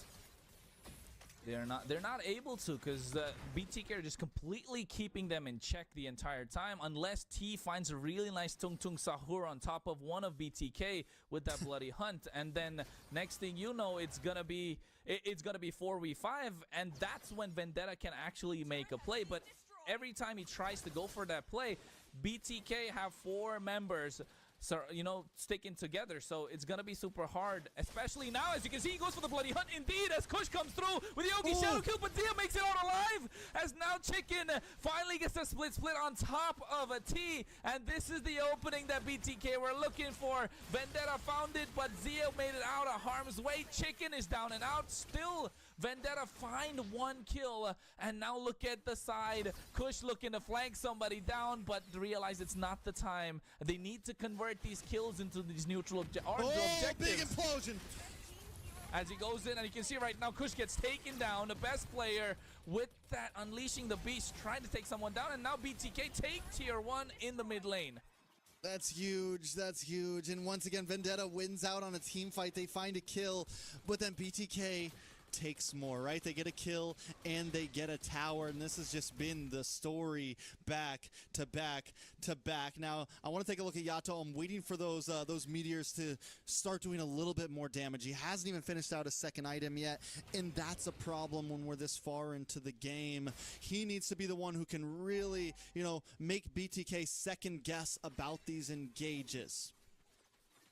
Yeah, he's got to be the one to make it happen, because at this point, otherwise it's going to be difficult for Vendetta to make anything possible, because you can see Kush goes in for that Blade of Despair, but here comes the big implosion from Shark again. Nice knock-up coming through, and Zia finds himself a double as BTK lose only Shark. And now they have the control of the Lord Pit. It's tough, man. Every time BTK wins the trades. Yato tries to go for the steal, but it gets blocked by Fried Chicken. Fried Chicken taking a ride, but that's okay. Yeah, and they baited out the flicker as well from Yato, and a Novari without a flicker is going to be easy pickings, especially when you have the Lord coming through for the side of BTK. So where does Vendetta go from here? I mean, yes, their composition is pretty late game, right? They have the Novaria, they have the carry. That's what they're really looking for. BTK once again just pushing in. The gold lead's not too far ahead. We're not looking at 7-8K like we saw in the past, but I think the big problem is Zia on this Kimmy, because that late game is disgusting. Big implosion though, a lot of damage. Best player able to take out Kush. Down goes Yato as well. The tower falls. T next on the block, gets pushed back, taken out. Best player with a triple kill. It's huge for BTK, and there's still a Lord coming down the lane. So now at this point, BTK looking to try to close things out. Vendetta in a little bit of trouble here. Another tower goes down. Vendetta back against the wall. It's nothing but Merciless and Melon. Nothing but Merciless and Melon. And now Yato finally comes up, but it might not be enough. 1 minion to try to close it out. BTK plays it out safe, though. They back off, but they're still coming back for more as minions come down the mid side.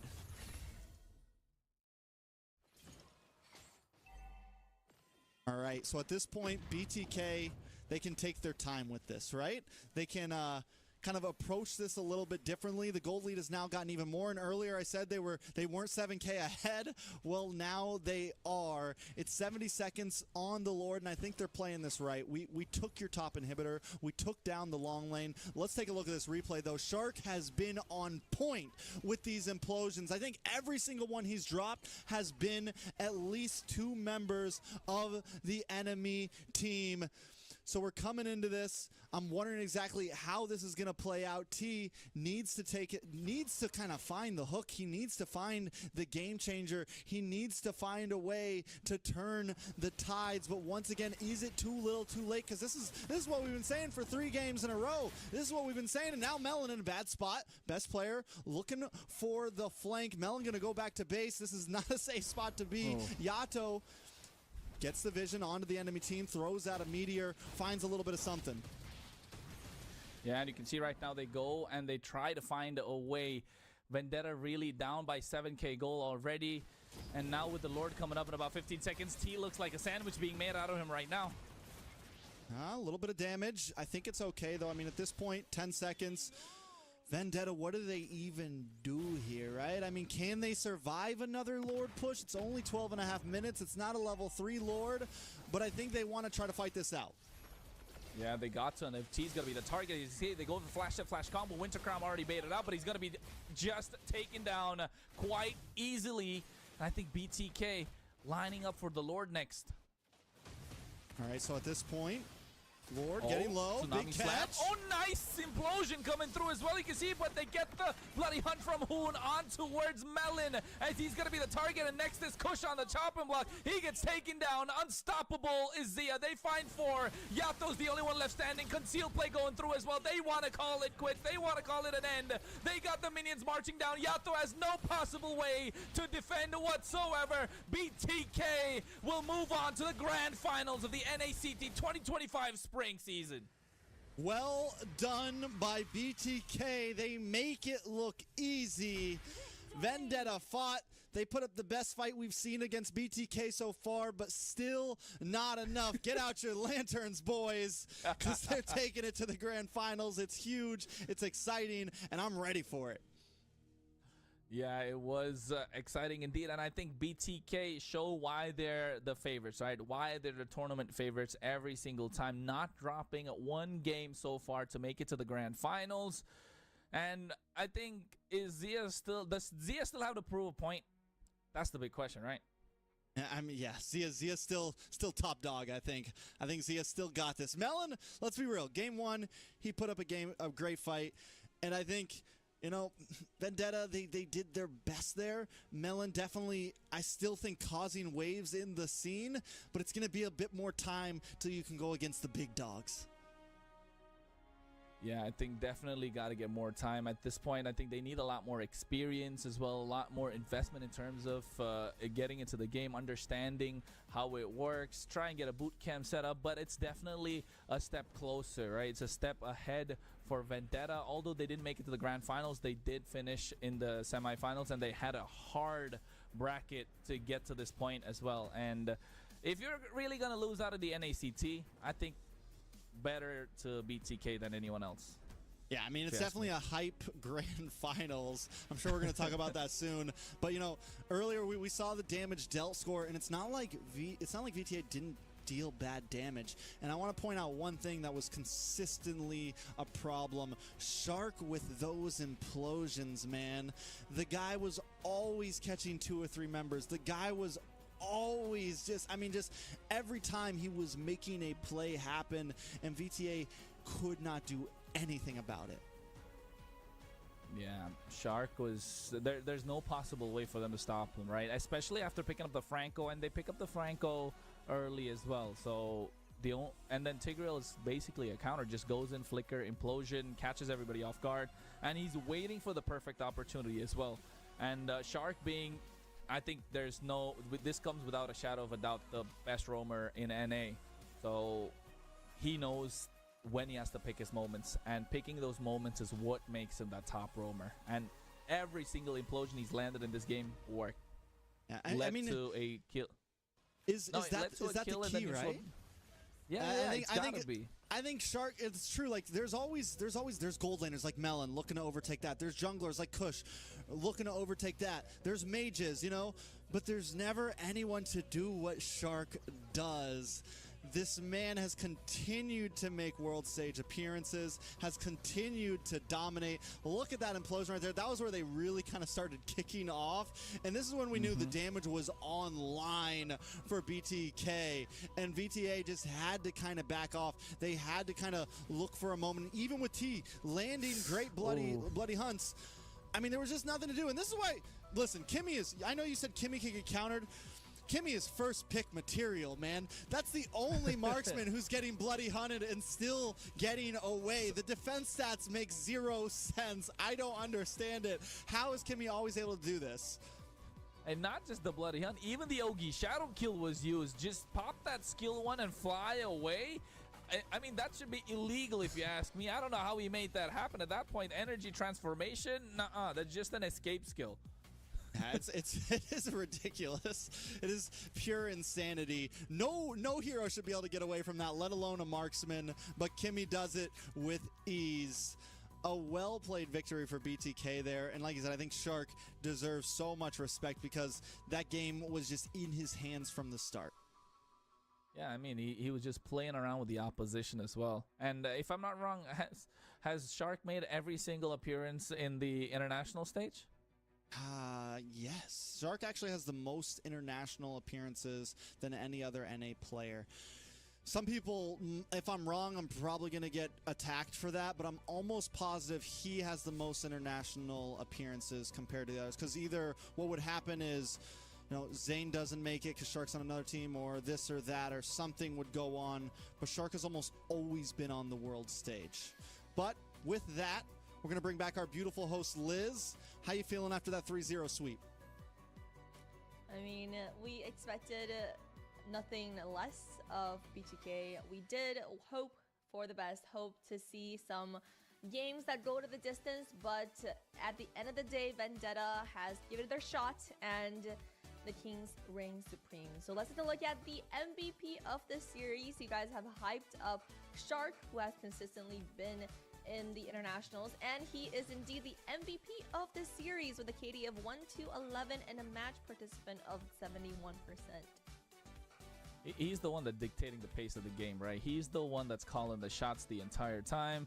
If he's having a good game, the rest of BTK are definitely having a good game as well. So no surprises. MVP, I wouldn't be surprised if he got MVP of the entire NACT as well. He's NA's MVP if you ask me. You gotta have Shark if you wanna make it to the international stage. He looks like the Lucky Charm. Fair enough. The Shark, the Lucky Charm, Super Shark, Big Brother Shark, whatever you want to call him, the dude has been a monster time after time.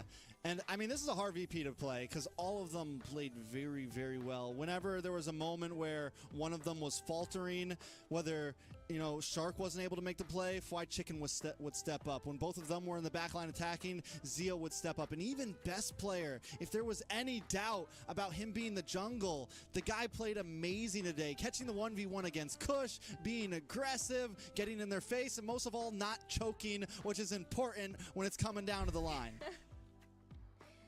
Not choke he did do, and now we have an interview with Hoon from BTK. Hello. Or the MVP Shark. Thank you for joining us, Shark. How are you feeling? Congratulations. I expect the game gonna be more fun, but everyone see T the Franco be lucky every game, so I don't think that's a fair game. But a win is a win. I take it. So how would you rate his Franco if you were to rate it from 10? Wait. Oh, excuse me. Say again. If you were to rate his Franco on a scale of 1 to Shark, what would you rate it? Maybe around Joy Boy level. Oh, around who? Joy Boy. Joybot level? Oh, Joy Boy, yeah. Oh, Joybot level, but you are way above both of them. We will see tomorrow. We will see. Yeah, I like it. And Zia looks like he's still crawling in the back there. Is Zia feeling better now? No, he cannot talk at all. He muted. He stay muted. Oh no. Well, he still put on a monstrous performance, so good job to everyone on this team. We spoke with your opponents earlier, Area 77. They're chilling in a boot camp of their own in Dallas, and feeling pretty confident. How are you guys feeling about the match tomorrow? You know, pretty normal. I never lost to Big Noise, so I see you tomorrow, 877. Get ready. All right, and they told us a little bit about what they're doing to prepare for the matches. What are you guys doing in the boot camp preparing for your matches? I think after this we have a water party for ready tomorrow. We drink water and we sleep. You drink water tonight and then sleep. Drink water and ban Matilda as always. Yep. Yeah, and is there anything you want to say to Area 77? Say to your opponents. You know, last time I lost to Choi Bot last NACT, so I want to revenge on him tomorrow. All right, you bet. And is there anything you want to say to your fans or anyone watching out there? Thank you everyone, and shout out to Soul Rose, the man behind the BTK team. He have a loss. Soul the best. Hey, Sir Rose, he is the coach for BTK this season, right? Yes, ma'am. Wow, you guys finally locked in Sir Rose, and best of luck to you guys tomorrow. Anything else any of the teammates want to say to the audience? Hello, Master? All think right, that's I love pretty it, much, guys. Yeah, best of luck tomorrow. You guys are ready for it, and we can't wait to see you guys perform tomorrow. Thank you. Chichi. Chichi. GG. GG. GG's indeed. Let's do it together. That's how we close out the stream, guys. Yeah, it's been a hell of a run. Very fast-paced tournament this season. We saw a lot of exciting matches. Still only zeros on the boards. I wonder what's gonna happen tomorrow. This time around, today we saw 0 and 3, 3 and a 0, whichever way it goes. Area 77 and BTK, the two teams that are boot camped in their respective regions, are coming on top. And tomorrow they're going to be fighting on an equal footing up against each other in the best of 7 series. That's going to be a complete slugfest if you ask me. If you're looking for a quick 4-0, that's not going to happen. It's going to be a long night. I feel like it's going to go 4-3. Could definitely go the distance. These teams know each other. And BTK going to be going in favorites. Will they make it out as champions? Most likely. At least that's what we caster predictions will tell. But with the way Area 77 have played, 2-0 against Millenario, 3-0 against Villanera, I think some will say that they had an easier bracket, but hey, they still made it to the grand finals, and I think now they're going to show us what they can actually do against BTK. Yeah, I mean, BTK versus Area 77 is a match of the ages. It's the classic American derby right here. Anyone who's been around for a long time knows that seeing those two logos on the board has you in for some fun. So I'm super excited for it. It's nostalgic. It's a great way to end the season. I think tomorrow's going to be a blast no matter what happens. Yeah, absolutely. Just hearing the name up against each other for the grand finals, BTK versus Area 77, is such a throwback to 2022, 2023, and NACT history. And this season, definitely all the teams are making history with coming on top each and every game as their last. It's a high-stake tournament, and the stakes are going to be even higher tomorrow as the teams compete for that slot for MSC. And wonderful casting with our talents. Anything else you want to say on Mother's Day to everyone out there? Hey, happy Mother's Day to all the mothers out there, because I don't know what it's like to be a mother, but of course they do. And I think it's, I mean, of course, but I think love to all the mothers, of course. And thank you so much for the opportunity to be a part of the NACT. And looking forward to more. And of course, tomorrow, the grand finals. It's going to be exciting. It's going to be spicy. It's going to be one game to watch out for. Well, for us over here in America, we still got a few hours till it's Mother's Day. So I'll save my happy Mother's Day wishes for tomorrow. But shout out to all the moms out there. Shout out to the teams out there. Kronos, It was a pleasure to have you. It was a pleasure to cast with you. I had a lot of fun with you today, man. I'm super I did excited. too. Hopefully we get to cast again in the future. And Liz, as always, it's always a pleasure being here on the desk with you. I'll see you tomorrow, and I'm excited for tomorrow. Yeah, well said. You guys said it all. We'll see tomorrow. Very exciting matchups. It's great to be with these amazing talents and to witness all this stars coming out of NA. So best of luck to all the teams tomorrow, and hope you guys are tuning in tomorrow at the same time. Happy Mother's Day to all the Asian fans out there. We'll see you tomorrow.